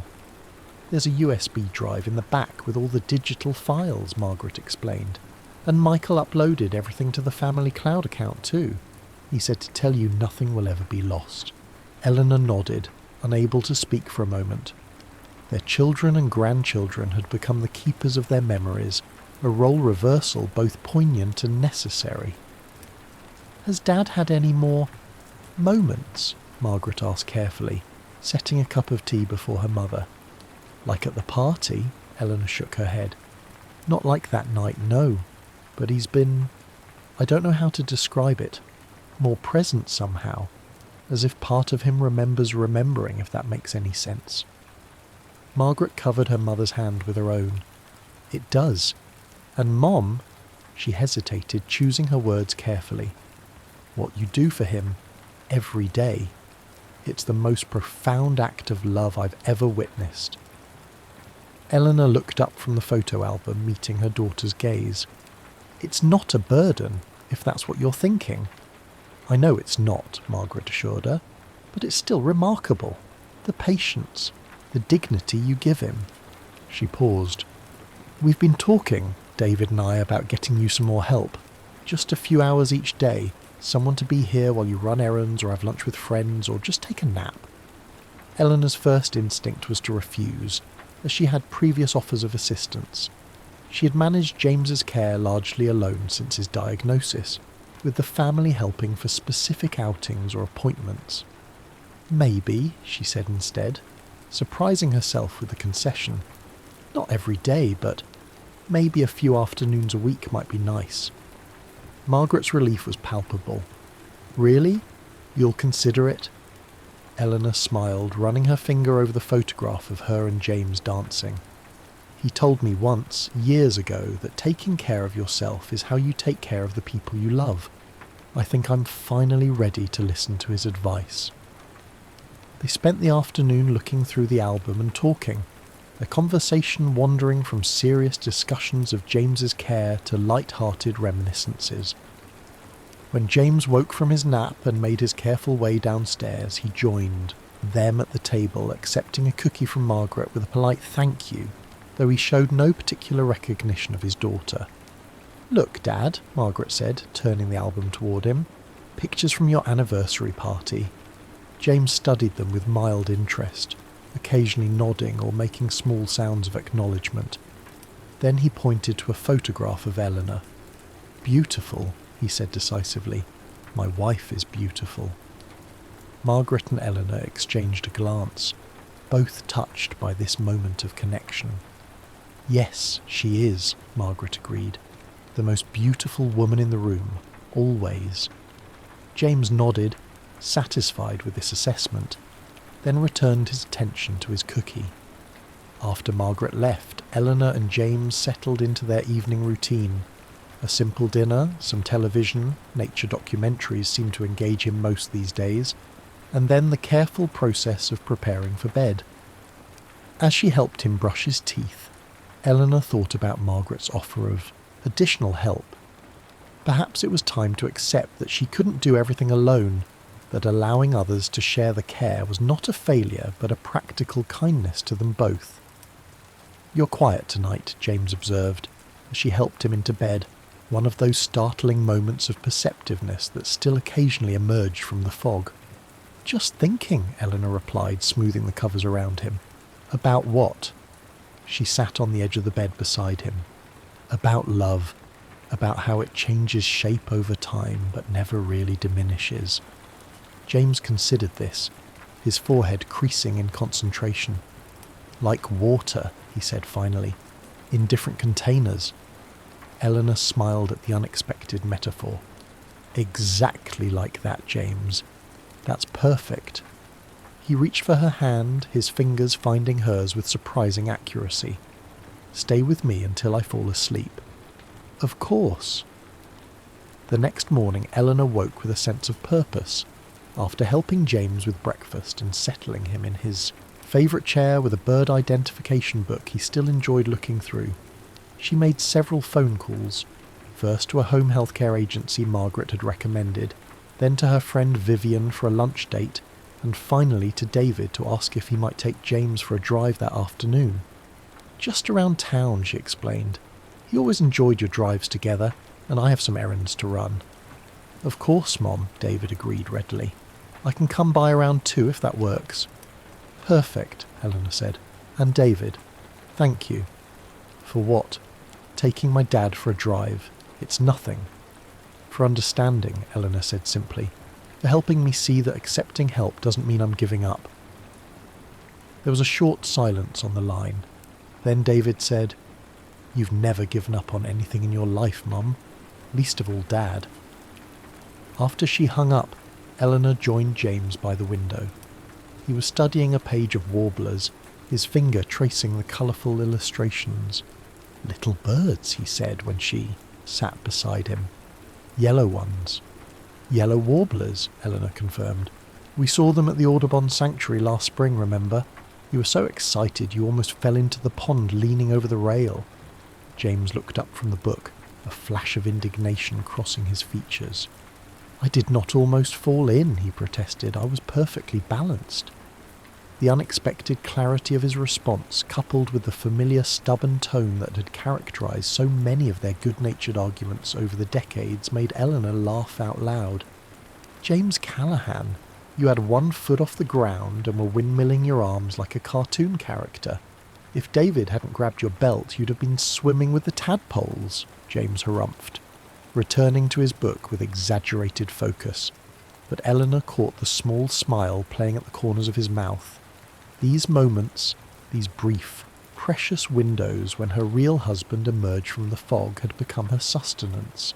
David arrived, promptly at 2, greeting his father with the easy warmth he'd always shown. "Ready for a drive, Dad? Thought we might cruise by the old hospital, maybe stop for ice cream at Wilson's."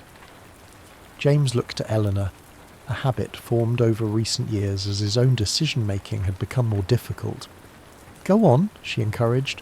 "I've got some things to take care of here. You two have fun." After they left, Eleanor stood in the quiet house, momentarily at a loss.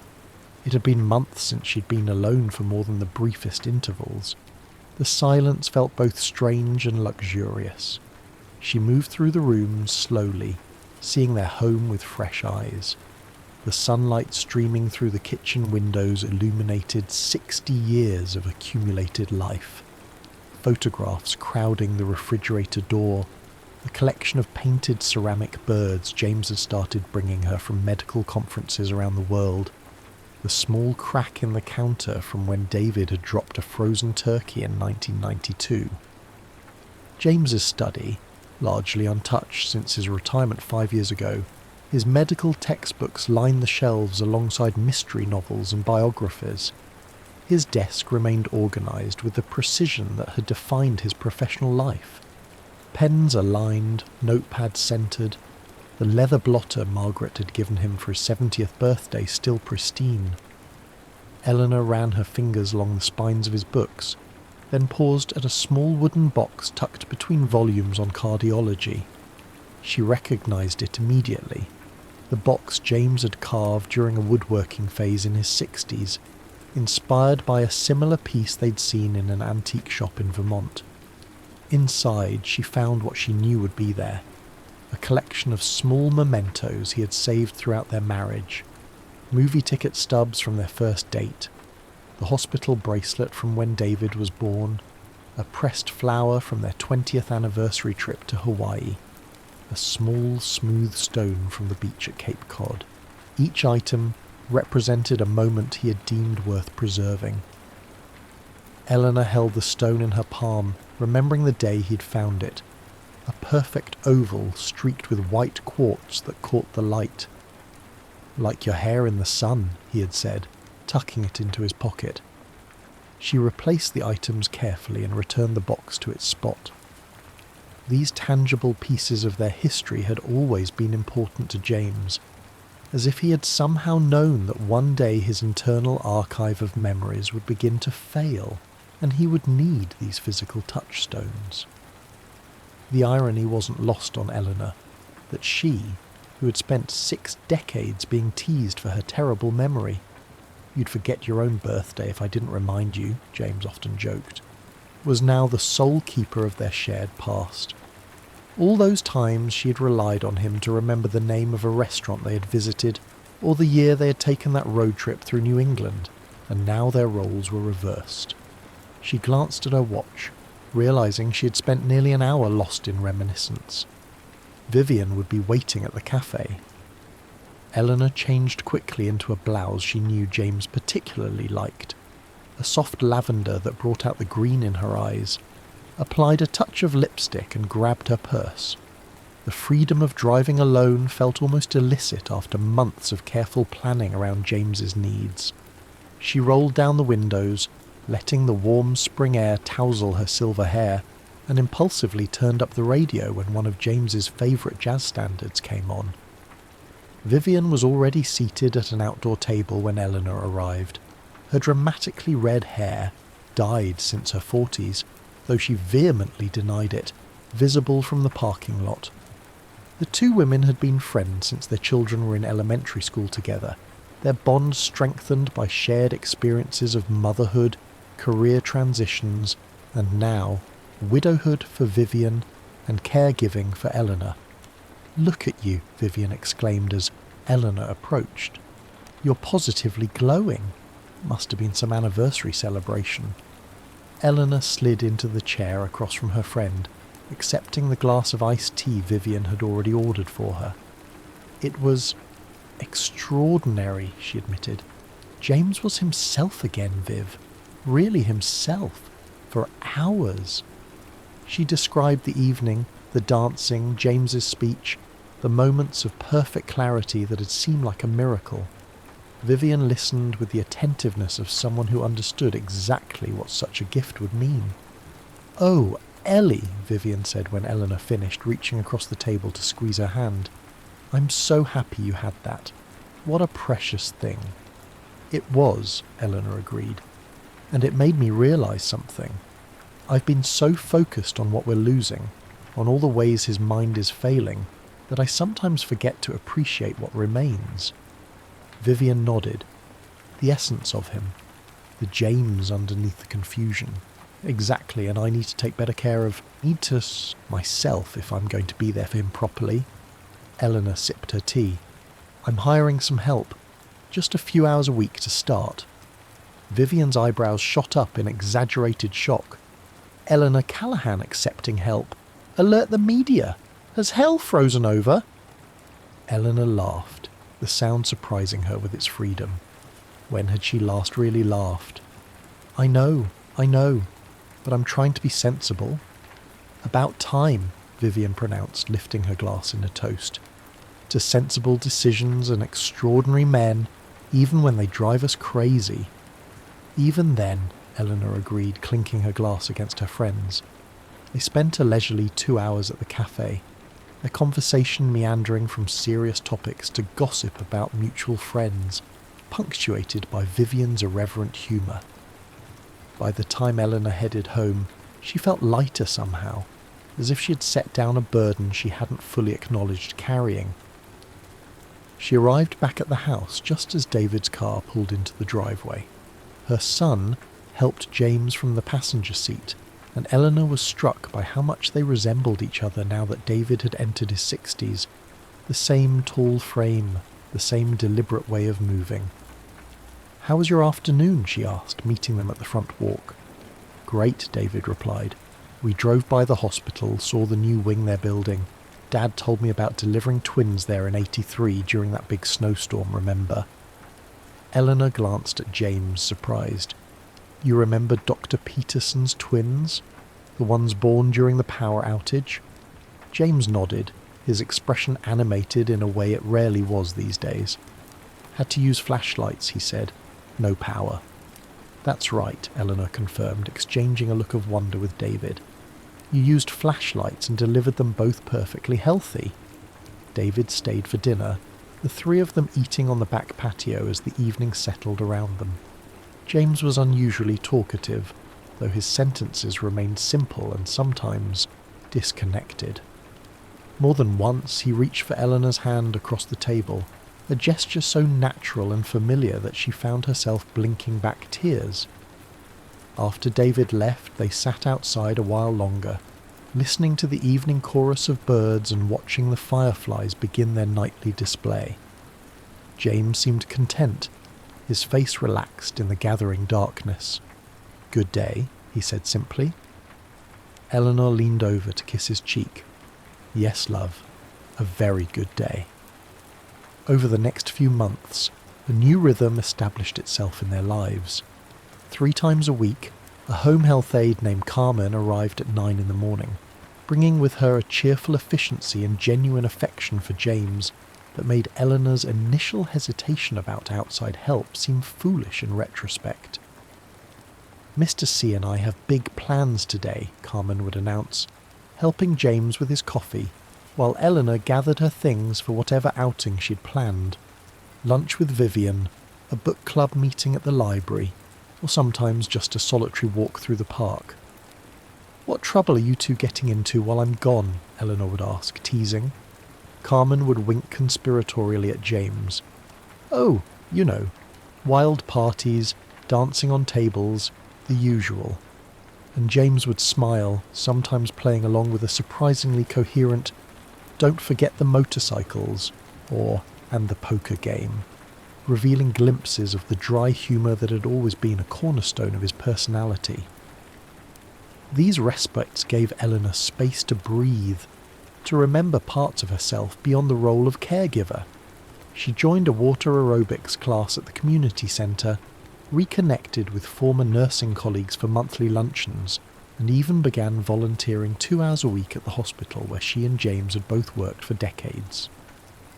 Between Carmen's visits and the increased involvement of their children and grandchildren, the weight of James's care no longer rested solely on Eleanor's shoulders. The family had formed a loving constellation around him, each member playing their part in maintaining his connection to the world. David took him to weekly appointments with his neurologist, transforming what could have been stressful medical visits into father-son outings that often included stops at their favourite diner. Margaret came by every Wednesday evening for what she called kitchen table therapy, simple activities like sorting buttons or folding napkins that engaged James's hands and mind in manageable ways while she caught him up on family news. Michael, now pursuing a PhD in neuroscience, inspired, he admitted, by his grandfather's condition, called regularly on video chat, sometimes just to read aloud to James from the mystery novels he had always enjoyed. The younger grandchildren, Lily and Emma, visited on weekends, filling the house with the energy of youth and treating their grandfather with a natural acceptance that adults sometimes struggle to achieve.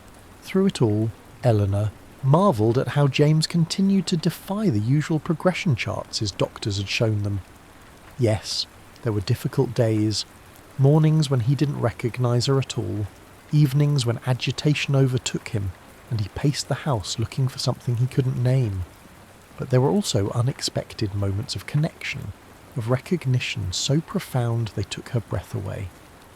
Like the afternoon in July when a summer storm knocked out the power, and she found James in the kitchen methodically gathering candles and matches from the emergency drawer, a task he had always handled during outages throughout their marriage.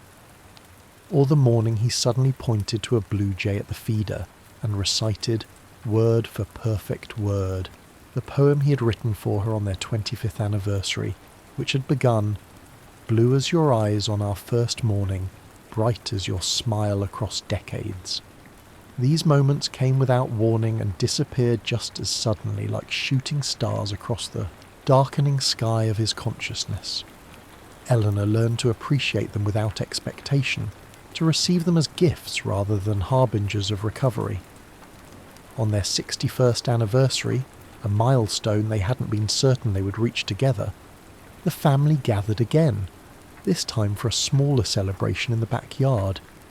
David grilled steaks, Margaret brought her famous potato salad, and the grandchildren set up lawn games that James watched with bemused interest from his comfortable chair in the shade. "Remember our 50th?" Eleanor asked him as they sat side by side watching Michael attempt to teach Emma the proper technique for croquet. "The big party at the country club. You gave that ridiculous speech about how marriage was like golf, all about the follow-through." James turned to her, his expression suddenly sharp with recognition. "You hated that speech," he said, chuckling. "Said I made us sound like we were on a perpetual golf course." Eleanor's heart skipped. "You remember that?" "Made it up to you later," James continued, his voice dropping suggestively. "New diamond earrings, and that weekend in Montreal." Eleanor blushed, amazed that this particular memory had surfaced so clearly when he sometimes couldn't recall what he'd had for breakfast. "James Callahan, you're still full of surprises." He reached for her hand, his fingers finding hers with the certainty of long practice. "Love you, Ellie. Always will." The evening continued with a simple dinner outdoors, candles glowing as dusk settled around them. James ate with good appetite, occasionally joining the conversation with brief but relevant comments that delighted everyone. When David brought out a cake emblazoned with 61 years and counting, James insisted on feeding Eleanor the first bite, just as they had done at their wedding. As the family began to pack up, James tugged at Eleanor's sleeve. "Dance?" he asked, gesturing toward the portable speaker Michael had set up earlier. A hush fell over the gathering. No one had expected a repeat of the previous year's miraculous dance, least of all Eleanor. "I'd love to," she said, her voice steady despite the emotion welling in her chest. Michael quickly scrolled through his phone, finding "Come Fly With Me" and setting it to play. James rose from his chair with David's subtle assistance, then stood before Eleanor, extending his hand with the formal courtesy that had charmed her since their youth. They moved together more slowly than the year before, James leaning slightly on her for support, their steps smaller and more cautious. But the essential grace was still there, the way his hand settled at the small of her back, the perfect pressure of his palm against hers, the rhythm they had shared through 6 decades of marriage. The family watched in silent awe as the elderly couple moved across the patio in the soft glow of string lights and candles. Margaret wiped tears from her cheeks and David stood with his arm around Tara, both of them witnessing something they understood went beyond words. When the song ended, James didn't immediately release Eleanor. Instead, he held her gaze with unusual intensity. "Next year," he said clearly, "let's dance to that song from the vampire movie." Eleanor laughed, startled and delighted by the joke, a callback to their conversation after last year's dance. "The one about loving you for 1,000 years? James nodded, a mischievous glint in his eye. Always wanted to be immortal. Later, After the family had gone and they were preparing for bed, Eleanor found herself humming that very song, 1,000 Years by Christina Perry, as Emma had informed her with a slightly condescending patience teenagers reserve for explaining pop culture to their elders. "What are you singing?" James asked as she helped him into bed. "Just a silly love song," Eleanor replied, "about loving someone forever." James settled against his pillow, his expression thoughtful. "Forever's not long enough," he said softly. Eleanor paused in the act of straightening his blankets, struck by the lucidity of the observation. "No," she agreed, "it isn't." She finished her own bedtime routine and slipped under the covers beside him, finding his hand in the darkness as she had done for more than 22,000 nights. His fingers curled around hers, warm and familiar. "Ellie," he murmured, already half asleep. "Yes, love?" "When I forget, you remember for both of us. Promise?" Eleanor pressed closer to him, resting her head against his shoulder. "I promise, James. Always." In the quiet darkness of their bedroom, surrounded by the artifacts of their shared life and the intangible presence of 6 decades of love, Eleanor made her silent vow. She would remember it all, every dance, every argument, every ordinary Tuesday, every extraordinary celebration. She would hold their history safe within her heart, preserving it against the inevitable losses that time and illness would bring. And in the moments when the fog lifted, when James returned to himself even briefly, she would be ready with their memories, waiting to dance with him again through the cherished landscape of their life together. Because love, she had learned, was not just in the remembering. It was in the constancy, the dailiness, the quiet acts of care that continued long after the grandest gestures had faded. It was in the space between heartbeats, in the gentle pressure of hands that had held each other through joy and grief, health and sickness, clarity and confusion. It was in the dance that continued, even when the music had changed, even when the steps grew slower and less certain, even when one partner sometimes forgot the rhythm, while the other remembered for them both. As James's breathing deepened into sleep beside her, Eleanor whispered into the darkness, 1,000 years, James Callahan, and then 1,000 more.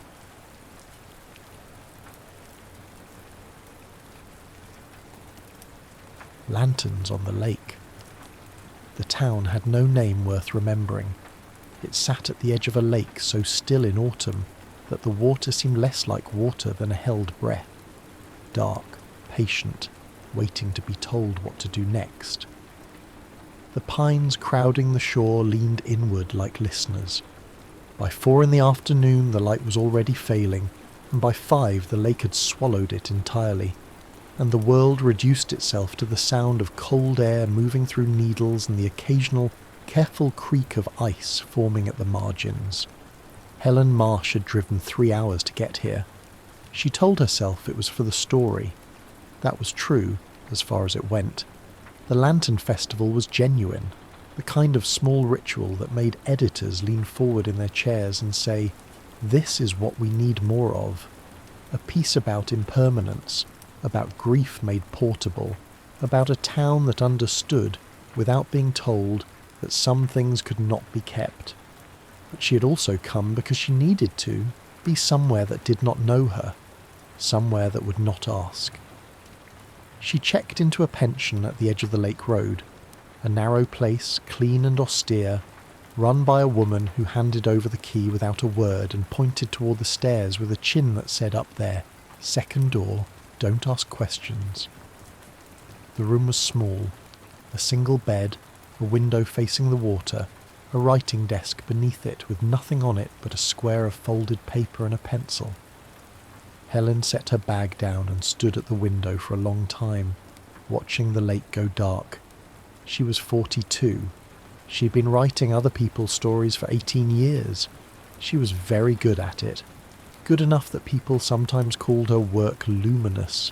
which she understood was a word editors used when they meant the writer had disappeared so completely into the subject that the prose itself seemed to glow with borrowed life. She had profiled a widow in coastal Maine who spoke of her dead husband in the present tense. She had written about a boy in Guatemala who carried his younger sister 11 miles to school each morning without complaint. She had made readers weep, laugh, feel the texture of lives they would never live. She had never once written about her own. There was a grief inside her that she carried the way one carries a stone in a coat pocket, always aware of its weight, always adjusting her posture around it, never setting it down. It had been there for 4 years. She did not name it. She did not write about it.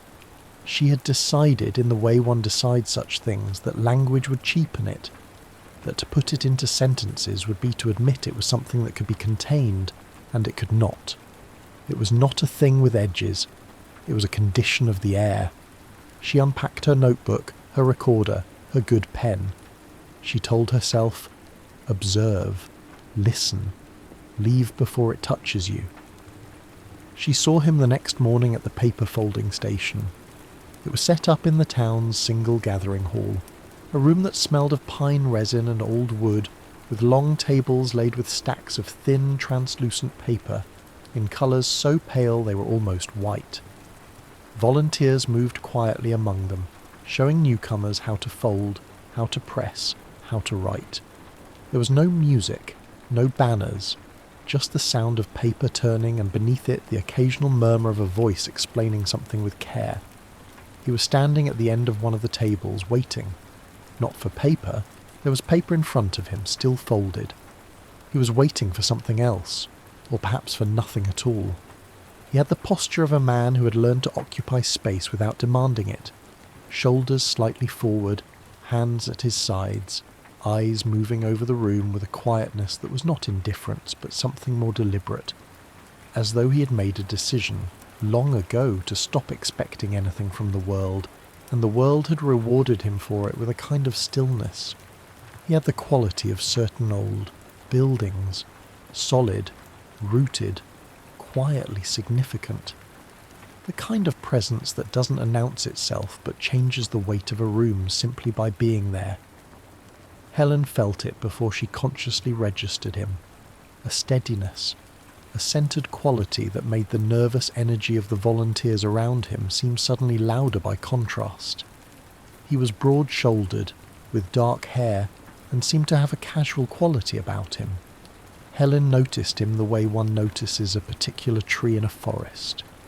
Not because it is the tallest, but because it is the one the light falls on in a way that makes you stop.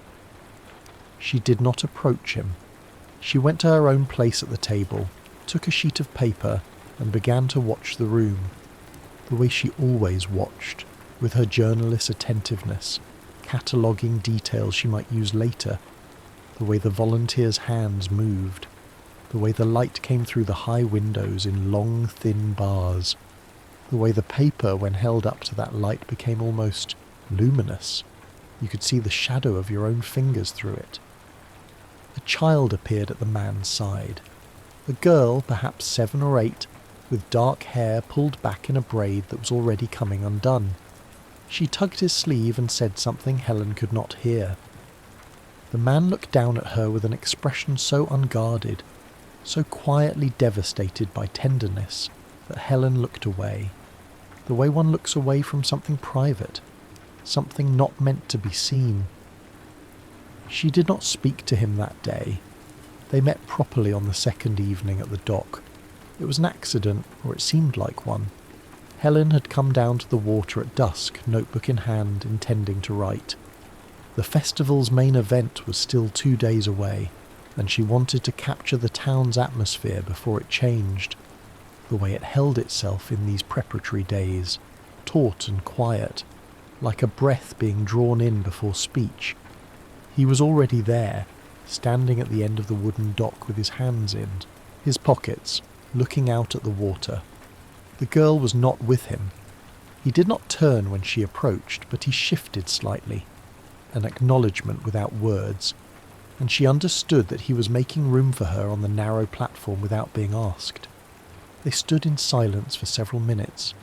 The lake was black now, absolutely black, and the sky above it was the deep violet blue of high-altitude winter dusk. A single star had appeared, faint and uncertain, as though it were not yet sure it wanted to be seen. "You were at the paper station today," he said, without turning his head. His voice was low, unhurried. It was the voice of someone who had spent a long time alone and had stopped rushing his sentences to fill the space. "I was," she said, "writing or watching." She almost smiled. "Both." "For what?" "A story. About the festival." He nodded, as though this confirmed something he had already suspected. "And is it interesting? The festival?" "It's very quiet," she said. "Quieter than I expected." "Did you expect noise?" "I didn't know what to expect. I was told it was a ritual. I imagined something more elaborate." "It used to be," he said. "There were lanterns hung from the trees, music, bonfire. My wife—" He stopped. The word landed between them like a stone dropped into still water. He didn't finish the sentence. He didn't need to. The silence that followed was not awkward. It was simply full. Helen did not say, "I'm sorry." She'd been interviewing grieving people long enough to know that the phrase, however well-intentioned, was a door closing, a way of marking the conversation as finished, of telling the other person that their loss had been acknowledged and could now be set aside. Instead, she said nothing, and let the silence remain open, like a window left unlatched.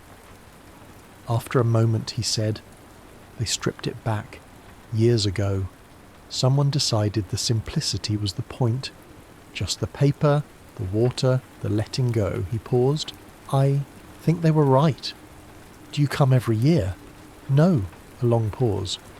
"This is the first time in a while. Why now?" He looked at her for the first time. His eyes were light blue, and there was something in them that she recognized. Not sadness exactly, but the particular wariness of someone who had been sad for so long that it had become a kind of intelligence, a way of reading the world.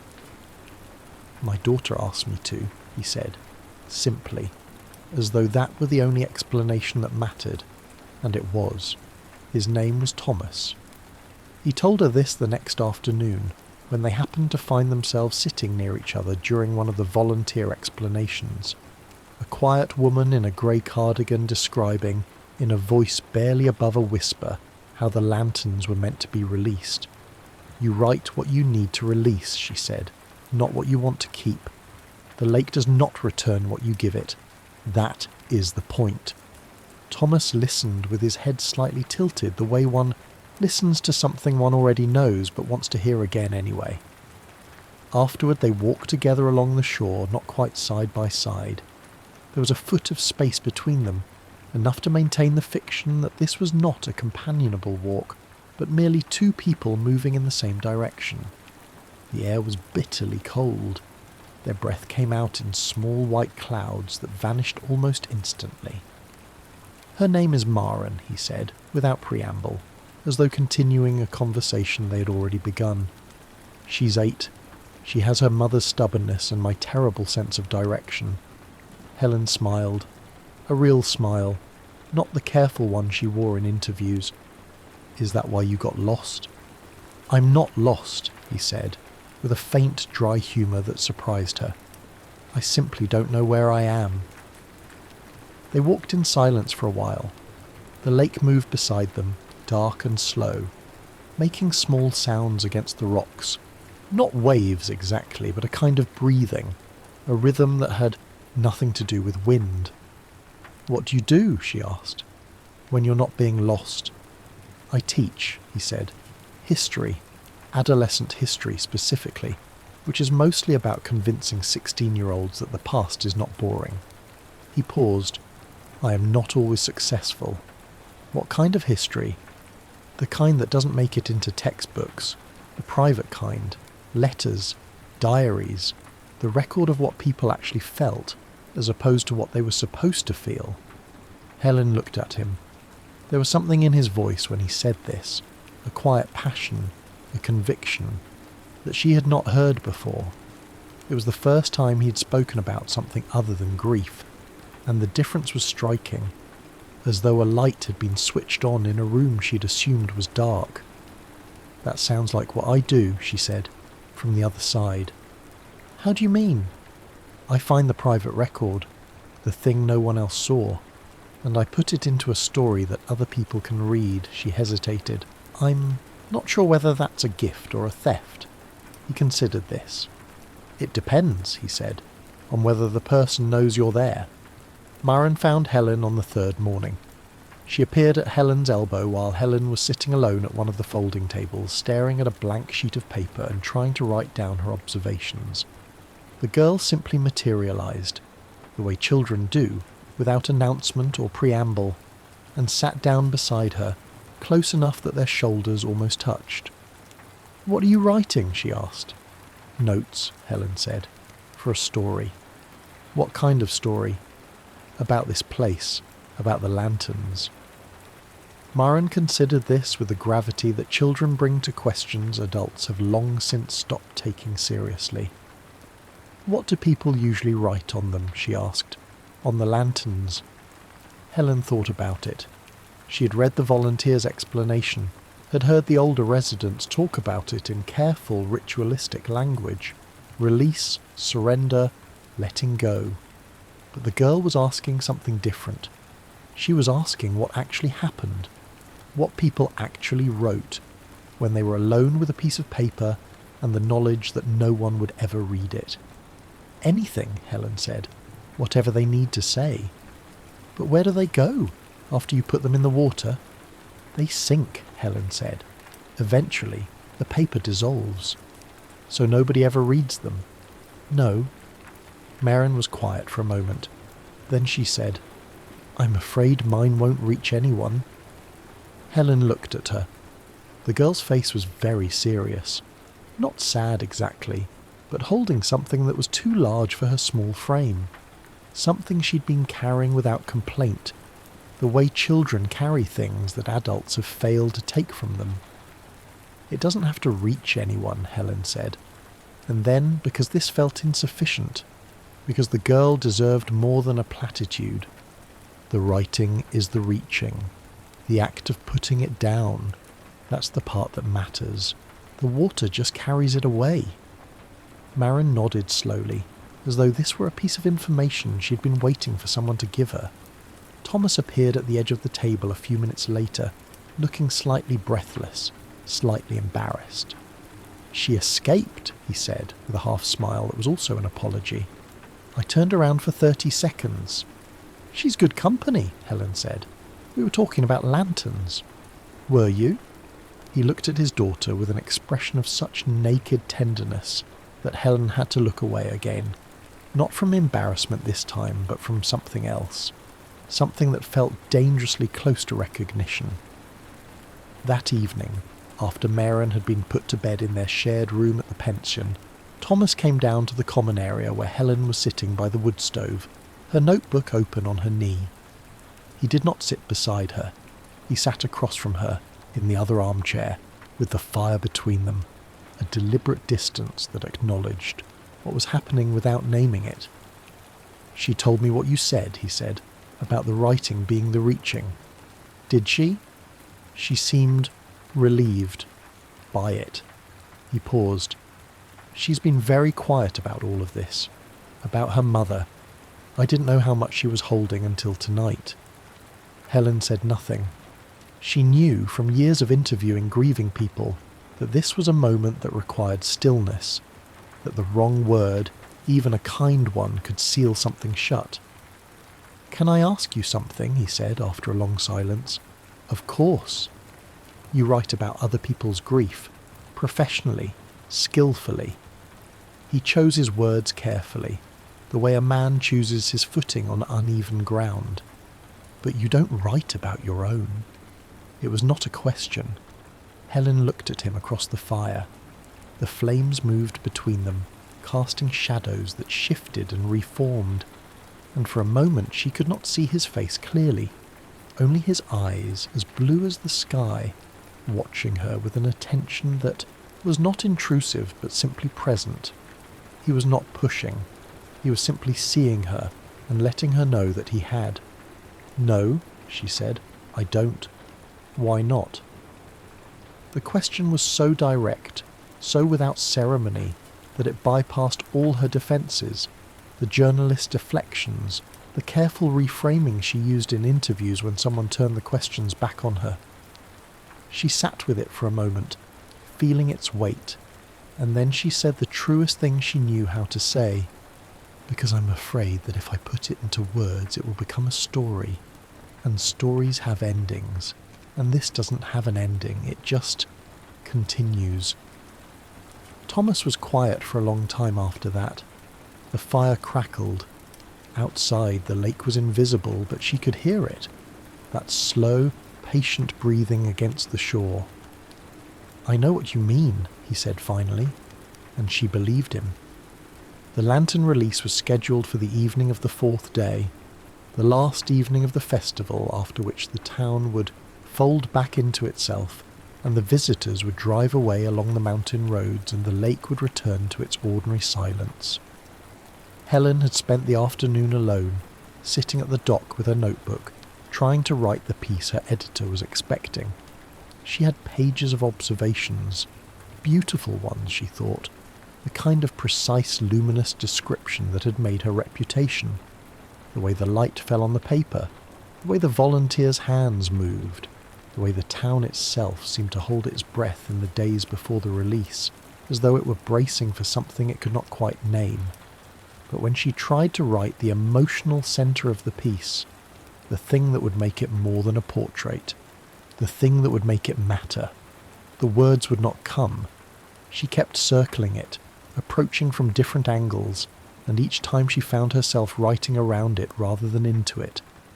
There was a wall inside her, and she had built it carefully over years, and she did not know how to get to the other side without demolishing something she was not sure she could rebuild.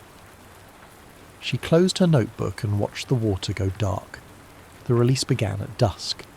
There were perhaps 40 people gathered at the shore, not a crowd, but a congregation. They stood in small groups or alone, each holding a folded lantern of paper in which a single tea light had been placed. The flames flickered in the cold air, casting each person's face in a warm, unsteady glow that made them all look younger, softer, more vulnerable than they had in daylight. There was no ceremony, no speeches, no music. A volunteer simply walked along the shore and nodded to each person in turn, and one by one they knelt at the water's edge and set their lanterns on the surface of the lake. The paper boats held for a moment, catching the light, trembling slightly in the current, and then they drifted slowly away from shore. The flames burned steadily as they moved, tiny, points of gold spreading across the black water like a slow, silent detonation. Helen stood at the edge of the group watching. She had her own lantern. She had folded it that morning carefully, following the volunteers' instructions. The paper inside it was blank. She had not written anything on it. She told herself she was still deciding what to write. She told herself she was observing. Thomas was 20 feet away, standing with Maren at his side. The girl held her own lantern in both hands, cradling it the way one cradles something precious and fragile. She was looking down at it with an intensity that Helen recognized, the look of someone about to do something that matters enormously, something that cannot be undone. Helen watched Thomas's face as his daughter knelt at the water's edge. The expression there was one she'd seen many times in her career, in the faces of people watching their children do something brave, something hard, something that reminded them of their own helplessness. But there was something else in it too, something that looked almost like fear. Maren set her lantern on the water. It caught the current and drifted outward, the flame steady and bright. The girl watched it go, her face lit from below by the reflected light, and then she turned and pressed herself against her father's side, and he put his arm around her and they stood together watching the small flame move away from them across the dark water. Helen did not release her lantern. She stood holding it, the tea light flickering against her palms, and watched the other lights drift and scatter across the lake. They were beautiful, genuinely, achingly beautiful, and for a moment she allowed herself to simply look at them, without analysis, without the journalist's habit of turning experience into material. Just the light, and the water, and the cold air, and the silence. Then she looked at Thomas. He was looking at her. They did not speak. There was no need. The distance between them, 20 feet, 30, it was hard to tell in the dark, contracted not because either of them moved, but because the crowd thinned, drifted away, and suddenly they were simply two people standing on a shore in the dark, each holding a light that had not yet been released. Helen looked down at her lantern. The paper was still blank. She'd carried it all evening like a prop, like evidence that she belonged here, and she had not written a single word on it. The tea light burned steadily, indifferent to her hesitation. She looked up at Thomas. His lantern was also unlit. No, not unlit. She could see now that he held it in both hands, the way Maren had held hers, but his hands were shaking. Not from the cold. His face, in the reflected light of the lantern still drifting on the water, was very still. The stillness of someone holding something back, holding it in, the way one holds breath before diving under.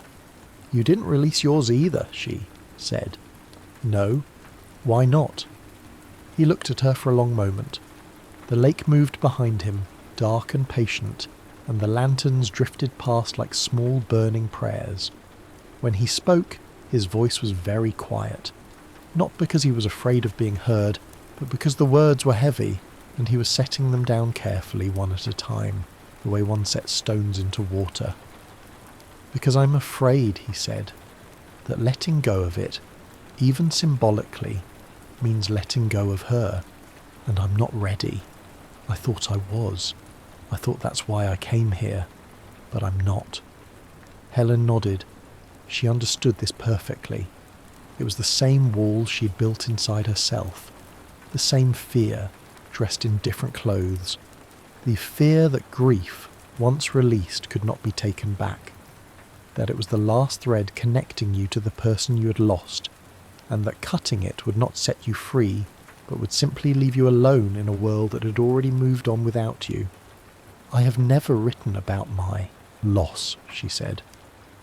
The words came out before she decided to say them, surprising her with their ease, as though they had been waiting at the surface for a long time and had simply been waiting for the right moment to be spoken. "For years, I have written about everyone else's grief. I have made people feel what other people felt, and I have never once put my own into a sentence." "Why are you telling me this?" he asked, not unkindly, with genuine curiosity.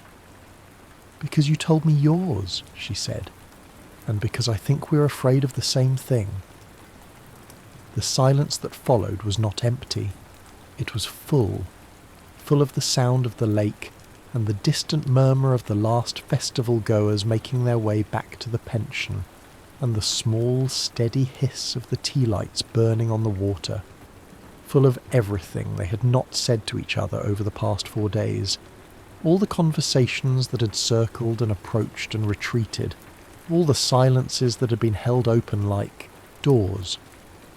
Thomas set his lantern down on the dock carefully on its base, so that the flame did not gutter. Then he stood up and looked at Helen, and his face in the dim light was open in a way she had not seen before. All the careful composure gone, all the disciplined privacy lifted, and underneath it something raw and real and frightened and alive. "Come inside," he said. "It's freezing."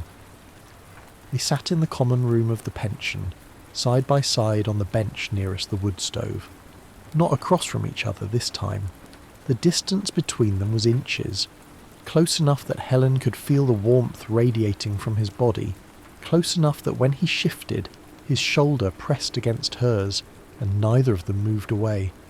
The fire was low, the room was empty. Outside, the last of the lanterns were dissolving on the lake, their flames going out one by one as the paper softened and the water took them. Thomas told her about his wife. Her name had been Ruth. She had been a painter, landscapes mostly, though in the last year she had turned to abstraction, painting in long sweeping gestures that Helen, from the way Thomas described them, could almost see. Colours bleeding into one another, edges dissolving, the boundary between one thing and another becoming uncertain and then disappearing entirely. She had died of an illness that progressed quickly, that gave them very little time to prepare, and Thomas had spent the months afterward in a state of such bewildered grief that he could not remember, afterward, how he had gotten through them. He had simply done what needed doing, fed Maren, kept the house standing, gone to work, and the grief had moved through him like weather, unpredictable and uncontrollable, and he had let it, because there was nothing else to do. He spoke about her the way Helen had learned, in 18 years of interviewing, that people speak about the dead when they are finally ready to, not with the careful reverence of the recently bereaved, but with a kind of aching specificity. The way Ruth laughed, too loudly, always in movie theatres. The way she left paint under her fingernails and never noticed. The way she had looked at Maren in the first months of her life, with an expression of such stunned, delighted wonder that Thomas had felt watching her, that he was witnessing something sacred. I loved her, he said, simply, as though this were the most important fact he had ever stated, and the simplest. Helen listened. She did not take notes. She did not shape what he was saying into a narrative, didn't look for the arc or the turning point or the moment of resolution. She simply listened, the way she had listened to him on the dock, on the first night, with the full weight of her attention, without trying to fix or redirect or contain. When he finished, the fire had burned down to embers. The room was very warm and very quiet, and Helen felt something shifting inside her. Something that had been locked for a long time, something she had built walls around so carefully that she had almost forgotten it was there. She told him about hers, not everything, not in one breath, but enough. The shape of it, the weight, the way it had settled into her life like sediment settling to the bottom of a glass, invisible but changing everything above it. The way she'd learned to work around it, to build her career on the grief of others, because it was the only grief she could bear to touch. The way she'd convinced herself that this was not avoidance but discipline, that it was a choice, not a flight. It wasn't, though, she said when she'd finished. It was flight. I know that now. Thomas looked at her. The firelight moved across his face, and in it she could see, clearly, without the protective distance of darkness or the mediating presence of other people, what she'd been seeing for days without letting herself name it. Not desire exactly, or not only desire, something deeper, a recognition, the quiet, stunned awareness of finding in another person the precise shape of something you had believed was uniquely yours. He reached out and took her hand. The touch was not romantic, or not yet. It was the way one takes someone's hand when they have just said something true and difficult, and you want them to know that you heard it, and that it did not frighten you. His fingers closed around hers, warm and steady, and Helen felt the wall inside her, the one she'd built so carefully, the one that had kept her safe for 4 years. Crack, not shatter.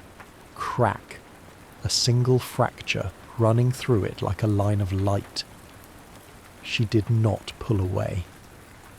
They stayed in the common room for a long time after that, talking, quietly, easily, the way two people talk when the hardest things have already been said, and what remains is simply the pleasure of each other's company.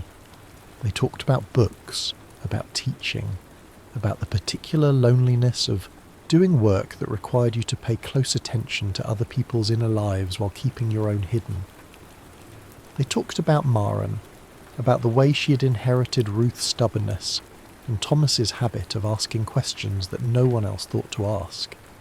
They talked about the lanterns and what it meant to release something into water, and whether the act of letting go was really as simple as it seemed, or whether it was the hardest thing a person could do.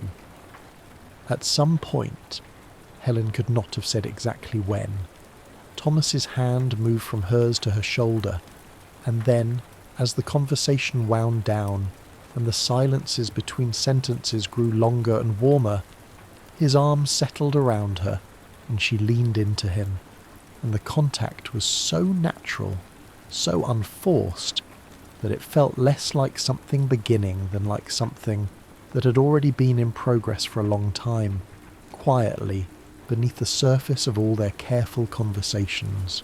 They did not kiss, not yet, but when Helen finally stood to go to her room, the fire was out, the room was dark, and the cold was beginning to seep through the walls. Thomas stood with her, and they faced each other in the darkness, and the space between them was so small that she could feel his breath on her face, and for a moment neither of them moved. "Tomorrow," he said, "I want to show you something." "What?" "The lake at dawn, before anyone else is awake. It's different." "Different how?" He smiled. She could hear it in his voice, even though she could not see his face. "You'll have to come and see." She did. She woke before dawn and dressed in the dark and went down the stairs and out into the cold. The air was so sharp it hurt to breathe.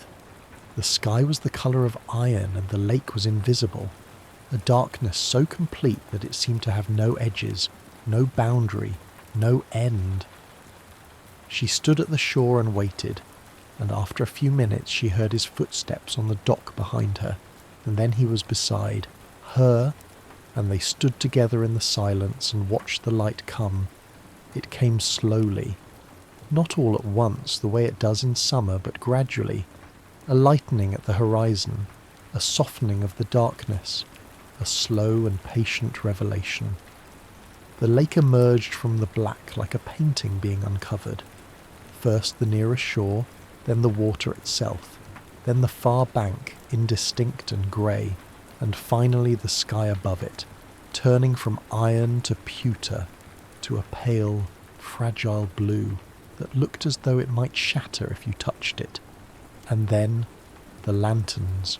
They were still there, not all of them. Most had dissolved in the night, the paper softening and sinking, the flames going out. But some, the ones made from thicker paper, or placed in the stillest part of the water, had survived. They floated scattered across the lake's surface, their flames long extinguished but the paper still intact, catching the first light of morning and holding it. They glowed, faintly, almost, imperceptibly, like something remembered, like a record of something that had happened here in the dark, that the water had not yet finished dissolving. "They stay until the sun is fully up," Thomas said. "Then they go." Helen watched them. She thought about what the volunteer had said. The lake does not return what you give it. She thought about the blank piece of paper she'd carried all evening the night before, the one she'd never written on, the one she'd set down on the dock beside Thomas's unlit lantern. She thought about the wall inside her, and the crack running through it, and the light coming through. "I want to write it," she said, quietly, not looking at him, looking at the lanterns on the water. "My story, the one I've been afraid to write. Now? Not now, but I want to. I think I'm ready." He didn't say anything. He didn't need to. He simply stood beside her, close enough that their shoulders touched, and watched the lanterns dissolve in the morning, light, slowly, quietly, without drama, the way all true endings happen. Later, an hour later, or two, it was hard to tell. Time moved differently here, at the edge of this lake, in this cold and silent place. They walked back along the shore toward the pension. The morning was fully bright now, and the lake was empty. No lanterns, no trace. The water had taken everything and given nothing back, and the surface was smooth and dark and still, as though nothing had ever floated on it at all. They walked close together, their breath making small clouds in the air. Maren would be waking soon. The festival was over. In a day or two, Helen would drive back to the city, and Thomas would drive back to his school and his house and his ordinary life, and the careful distance that the world required of them, the distance of strangers, of two people who had met by accident at the edge of a lake, would reassert itself. But not yet. Thomas stopped walking. Helen stopped too, and turned to look at him, and found him looking at her with an expression she had not seen on his face before. Not the wariness, not the careful composure, not even the quiet tenderness he wore when he looked at Maren. Something else. Something that was frightened and hopeful and very, very still, the way a person is still when they're about to say something they cannot take back. "I haven't felt this way," he said, "in a long time. I wasn't sure I could anymore." Helen looked at him. The lake stretched behind him, vast and dark and patient. The pines stood silent on the shore. The morning light fell on his face, at his temples, on the lines around his eyes, on the mouth that was trying very hard not to shake, and she thought, this is what it looks like. Not rescue, not salvation, not the end of grief, just this. Two people standing in the cold, choosing each other with full knowledge of what it costs. She stepped forward and closed the distance between them. She put her hand against his chest, feeling his heart beneath her palm steady and warm and alive, and she looked up at him, and she said, "Then let's not waste it." He kissed her. It was not the kind of kiss that happens in stories, not dramatic, not breathless, not the culmination of some long agonized wait. It was slow, it was careful. It was the kiss of two people who had spent years learning to hold themselves together, and who were now, for the first time in a long time, allowing themselves to be held. His hand came up to the side of her face, his fingers cold against her cheek, his touch so gentle it was almost a question, and she leaned into it, and the kiss deepened, and the world contracted to the small warm space between them, and for a moment, just a moment, the grief was not gone. It was still there, in both of them, heavy and permanent and real. But it was no longer the only thing. It shared the space with something else now, something that had no name yet, and did not need one, something that simply was. When they pulled apart, the lake was still. The lanterns were gone. The morning light moved slowly across the water, turning it from black to grey to a deep, quiet blue. "Come back inside," Helen said. "Maren will be wondering where you are." "Yes," he said. And then, because he was a man who understood that some things did not need to be said but needed nonetheless to be acknowledged, "Thank you." She didn't ask what for. She understood. They walked back along the shore, side by side, close enough that their hands brushed with every step. The lake breathed beside them, slow, patient, holding nothing, returning nothing, simply there. And the morning continued, as mornings do, indifferent to the small, enormous thing that had happened at its edge. Two people choosing, in the cold and the quiet, to begin again.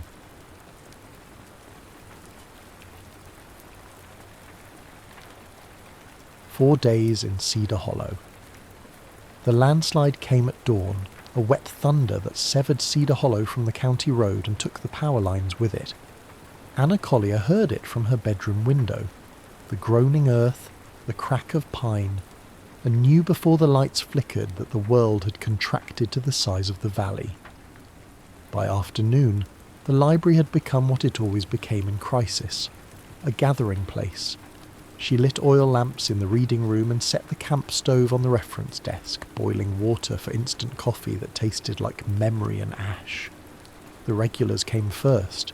Mrs. Havering with her knitting, Tom Wilson with his portable radio, then the stranded travellers, then the curious, and then him. He appeared in the doorway near closing, rain streaming from his jacket, a duffel bag hanging from one shoulder. "I'm sorry," he said, and the apology seemed to encompass more than his wet boots on her floor. "I was told someone here might have a room." Anna looked at him properly then. 40 perhaps. Lean in the way of men who work with their hands. Dark hair, silvered at the temples, eyes the colour of creek stones. "You're the engineer," she said. "From the county." "James Hale." He extended a hand, then withdrew it, seeing the rain dripping from his sleeve. "I was inspecting the culvert when the slide hit. My truck's on the other side." She should have felt imposed upon. The library had a small apartment upstairs, her refuge when her marriage felt too quiet. But it was hers, private, separate from the persona she maintained among the stacks. Instead, she felt something else, a quickening. "I have space," she said, "but you'll have to tolerate books." His smile was brief, transformative. "I think I can manage." That first night they were strangers observing proprieties.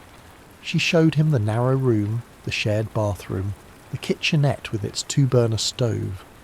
He thanked her with the careful courtesy of someone aware, of imposing.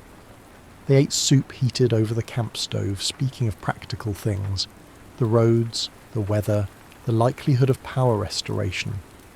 But beneath the mundane exchange, Anna felt herself observed. Not in the way her husband observed her, cataloguing tasks, noting efficiencies, but with genuine curiosity. James asked about the library's collection, its history, her work. He listened to her answers as though they mattered. When she asked about his own life, he deflected gently. "Infrastructure," he said with a self-deprecating shrug. "Bridges, drainage, things people only notice when they fail." "But you notice them always," she said. He met her eyes then, and something passed between them. Recognition, perhaps, of kindred loneliness. "Yes," he said quietly. "I suppose I do." Later, alone in her room, Anna lay awake listening to the drum of rain on tin. She thought of her husband, David, in their house across town. He would be fine without her. He was always fine. There, marriage had become a series of parallel routines, affectionate but separate, like neighbouring gardens that never quite touched. She thought of the stranger sleeping one wall away, and felt a dangerous heat bloom in her chest. The second day brought sleet and necessity. Without power, the library's heating system was useless. James suggested combining their efforts, closing off the upper rooms, concentrating warmth in the reading room below. They worked together in companionable silence, hanging blankets over doorways, arranging chairs near the wood stove someone had donated decades ago. "Tell me about the books," he said, running his hand along a shelf of leather spines. "What do you love most?" Anna considered this. "The ones where people say true things," she said finally, "even when the truth is difficult." He pulled down a volume, Gaskell, she noted, and opened it at random. "I wanted to see the place where Margaret grew to what she is, even at the worst time of all, when I had no hope of ever calling her mine." He looked at her, like this. "Yes." Her voice came out softer than intended, like that. They fell into a rhythm over the following hours. She catalogued water damage while he repaired what he could, tightening hinges, resealing a window frame, fixing the temperamental lock on the front door. Between tasks they talked, not the polite conversation of strangers, but the careful excavation of deeper truths. He told her about his marriage. "Sarah's brilliant," he said, admiring and sad. "We built a good life, but somewhere along the way we forgot to build it together. Now we're just efficient." Anna understood. "David and I are kind to each other," she offered. "But kindness isn't the same as seeing. I could disappear and he'd mourn the disruption more than the loss." "I doubt that's true. Don't you?" She met his gaze. "When's the last time your wife asked what you were thinking rather than what you were doing?" His silence was answer. Enough. That evening they prepared dinner together, pasta and canned sauce luxurious in the candlelit dimness. Anna found a dusty bottle of wine in the library's storage closet, left over from some long-ago fundraiser, and they drank from mismatched mugs, talking about first loves and lost dreams and the slow accretion of compromise that defined middle age. "I used to write," Anna confessed. "Stories, poetry, nothing published, but it mattered to me." "Why did you stop?" "Life, marriage. The library needed me more than my notebooks did." She paused. "That's not quite true. I stopped because no one asked to read them. After a while, silence becomes its own answer." James set down his mug. "I'd like to read them, if you'd let me." The offer was simple, but it pierced something in her chest. When had anyone last wanted to know her that way? Not as wife, librarian, reliable presence, but as herself. "They're in storage," she said, not quite ready for that vulnerability. "But thank you for asking." Later, washing dishes side by side, their hands collided in the soapy water. They both froze. Anna felt the heat of his palm against hers, the calluses earned through labour, the gentleness of his grip. Neither moved to break the contact. "Anna," he said quietly. A warning or an invitation? She couldn't tell. She stepped back, heart hammering. "I should check the stove," she managed, fleeing to the reading room where the fire burned too hot and her face burned hotter still. News came on the third morning via Tom Wilson's radio. Power crews had reached the valley's edge. Roads would open within 48 hours, perhaps sooner. Anna should have felt relieved. Instead, she felt the walls closing in. James stood at the window, watching sleet become rain. "I should be glad," he said. "I have work waiting. Sarah's probably worried." "Have you called her?" "No signal, and—" He turned to face her. "I'm not sure what I'd say." The confession hung between them, dangerous and electric. Anna knew she should deflect, return to safe territory, preserve the careful distance they'd maintained. Instead, she asked, "What would you want to say? That I've been happier these 3 days than I've been in years? That talking with you feels like remembering who I used to be? That I keep imagining—" He stopped himself. "I'm sorry. That's unfair to you." "Imagining what?" "Staying." The word fell like a stone. "Not going back. Building something different. With you." Anna's breath caught. The fantasy he'd articulated was her own, rendered sudden and real, and terrifying. "You don't mean that," she said, backing away. We're just... What? Lonely? Bored? Taken advantage of proximity?" His voice was gentle but unyielding. "I know what I feel, Anna. I've felt it since you handed me that first cup of terrible coffee." "Stop." The word came out sharp. "You can't say these things. We're married. We have lives. Lives we've been performing rather than living. That doesn't give us the right. I'm not talking about rights. I'm talking about truth." She turned away, gripping the back of a chair. "The truth is that feeling something doesn't make it permissible. Marriages are built on more than attraction." "I'm not talking about attraction." He moved closer but didn't touch her. "I'm talking about recognition, about finding someone who sees you clearly and doesn't look away." The ache in his voice nearly undid her, because he was right. In 3 days, James Hale had seen her more completely than David had in 15 years, but that recognition came with a price she wasn't sure she could pay. "I need you to leave me alone," she whispered. "Please." To his credit, he did. He retreated to the upstairs room, and she heard the floor creak as he paced. She sank into a chair, trembling. What frightened her most wasn't his confession. It was how desperately she wanted to say yes. They avoided each other for the rest of the day. Anna threw herself into unnecessary tasks, reorganizing the fiction section, scrubbing floors that didn't need scrubbing. James stayed upstairs, and she heard the sound of hammering as he repaired things that had gone unbroken. By evening, The silence had grown unbearable. She climbed the stairs and found him in the small study, replacing a cracked window pane. "You don't have to do that," she said. "I know." He didn't look at her. "But I need to be useful. It's what I know. James, I'm sorry about earlier. I shouldn't have put that on you. You didn't say anything I haven't thought." That made him look up. The longing in his eyes was naked, undefended. "Then what are we doing, Anna? Why are we pretending this isn't real?" Because real doesn't mean right. But even as she said it, she moved closer. Because we've made promises to people who stopped choosing us years ago. That doesn't absolve us.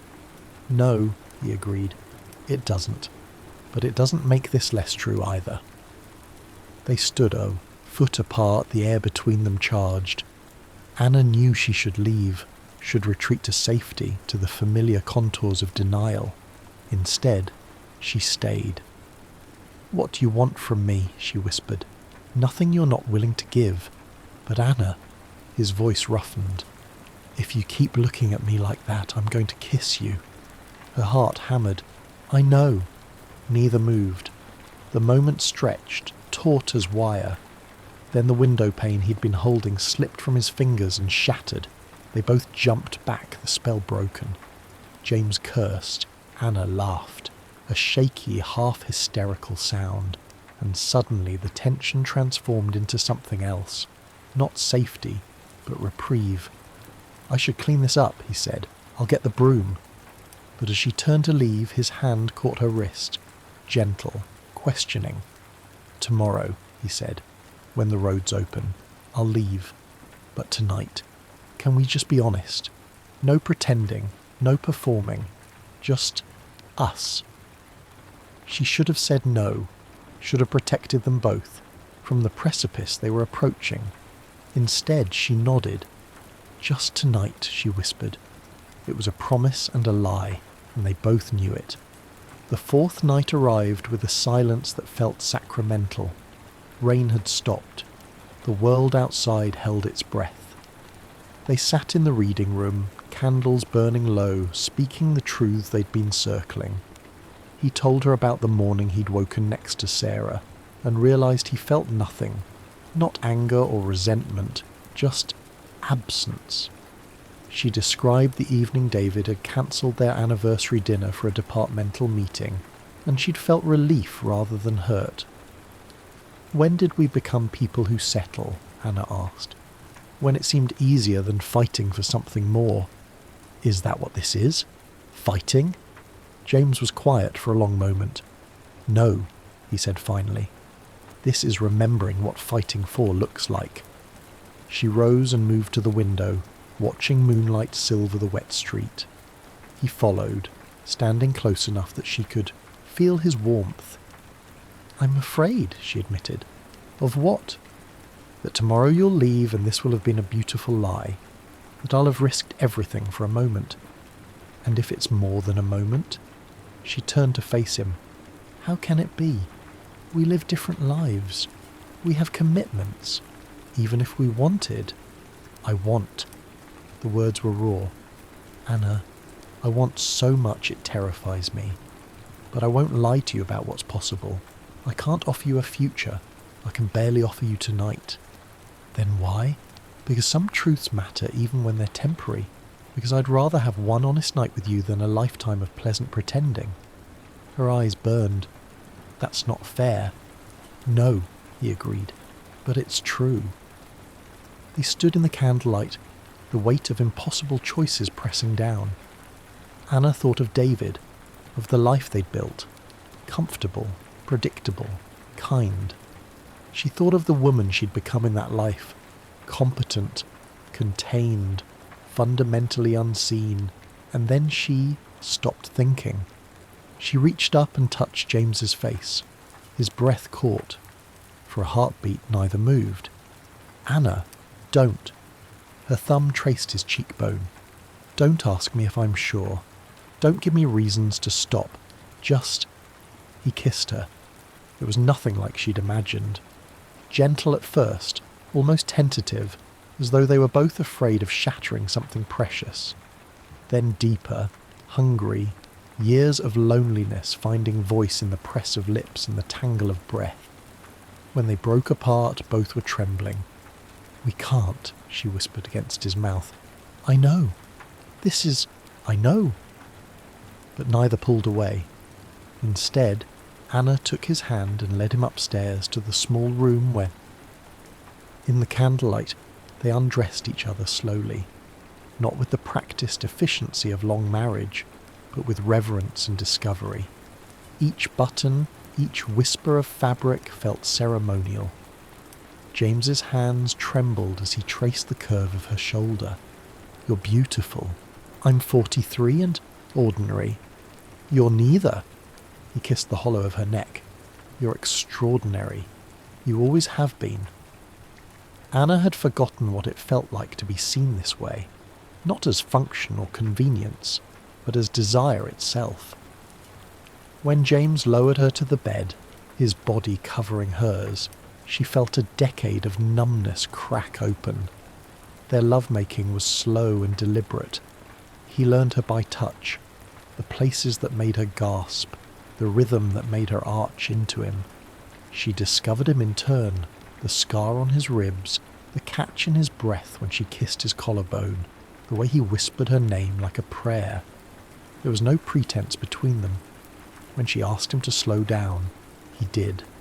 When he asked if something felt good, she answered honestly. They negotiated pleasure with the same care they'd negotiated conversation. Each moment a choice, each touch a question answered with trust. "Look at me," he said when she closed her eyes. "Anna, look at me."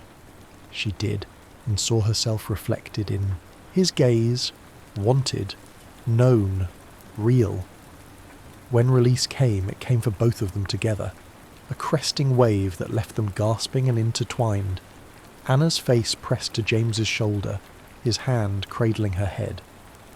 Afterward they lay in the twisted sheets, limbs entangled, hearts slowing. "I love you," he said into the darkness. "I know I have no right. I know it changes nothing. But I love you." Anna felt tears slide down her temples. "I love you too. God help me, I do." They held each other through the night, knowing morning would bring separation but unable to imagine being anywhere else. Rishi'd slept alone so many nights and closed the door behind them. The power returned at dawn with an industrial hum that felt obscene. Anna woke to find James already dressed, his duffel packed, standing at the window. "Roads are open," he said without turning. "I checked the radio." She sat up, pulling the sheet around her. "So that's it." What else can it be? But his voice cracked on the question. She rose and went to him, wrapping her arms around him from behind. For a moment he leaned into her touch. Then carefully he disentangled himself. "If I don't leave now," he said, "I won't leave at all. And we both know what that costs." Anna wanted to argue, wanted to say that love mattered more than vows made in youth to people they'd outgrown. But she thought of David, kind, dependable David, and knew she couldn't unmake 15 years on the strength of 4 days. "What happens now?" she asked. "We go back to our lives. We try to be better than we were. And this? Us?" James turned to face her, cupping her cheek in his palm. "This was real. Don't let anyone tell you otherwise. Not your husband, not your conscience, not the years that'll try to convince you it was just a storm-drunk fantasy. It was real, and it mattered. Will I see you again? I don't know. Maybe that's not the question. Then what is? Whether what we found here changes how we live there." Kissed her once more, long, aching, final, and then he was gone. Anna returned home that afternoon to find David making soup. He hugged her, asked if she was all right, told her he'd been worried. She answered carefully, honestly where she could. That night, lying beside her husband, she thought about James's question. Could 4 days change a lifetime? She didn't know yet. But the next morning, when David mentioned a faculty lecture he wanted to attend, Anna said, "I'd like to come with you." He looked surprised. "Really? I thought you found them boring." "I do, but I'd like to understand what matters to you." It was a small beginning. Perhaps it would lead nowhere. Perhaps the gap between them was too wide to bridge. But for the first time in years, she wanted to try. 3 weeks later, a package arrived at the library. Inside was a book, a vintage edition of North and South, its spine carefully repaired. In the margin of chapter 19, penciled in a hand she recognised, were 7 words. Some lights are meant to be remembered. Anna pressed the book to her chest and let herself cry. Not for what she'd lost, but for what she'd briefly held, and for the truth that James had given her, that she was capable of being seen, of being loved, of being more than the comfortable role she had accepted. She would carry that truth forward, not as license for abandonment, but as a standard by which to measure her life. And in the quiet of the library, surrounded by stories of people who'd said true things even when truth was difficult, Anna Collier began to write again. The end.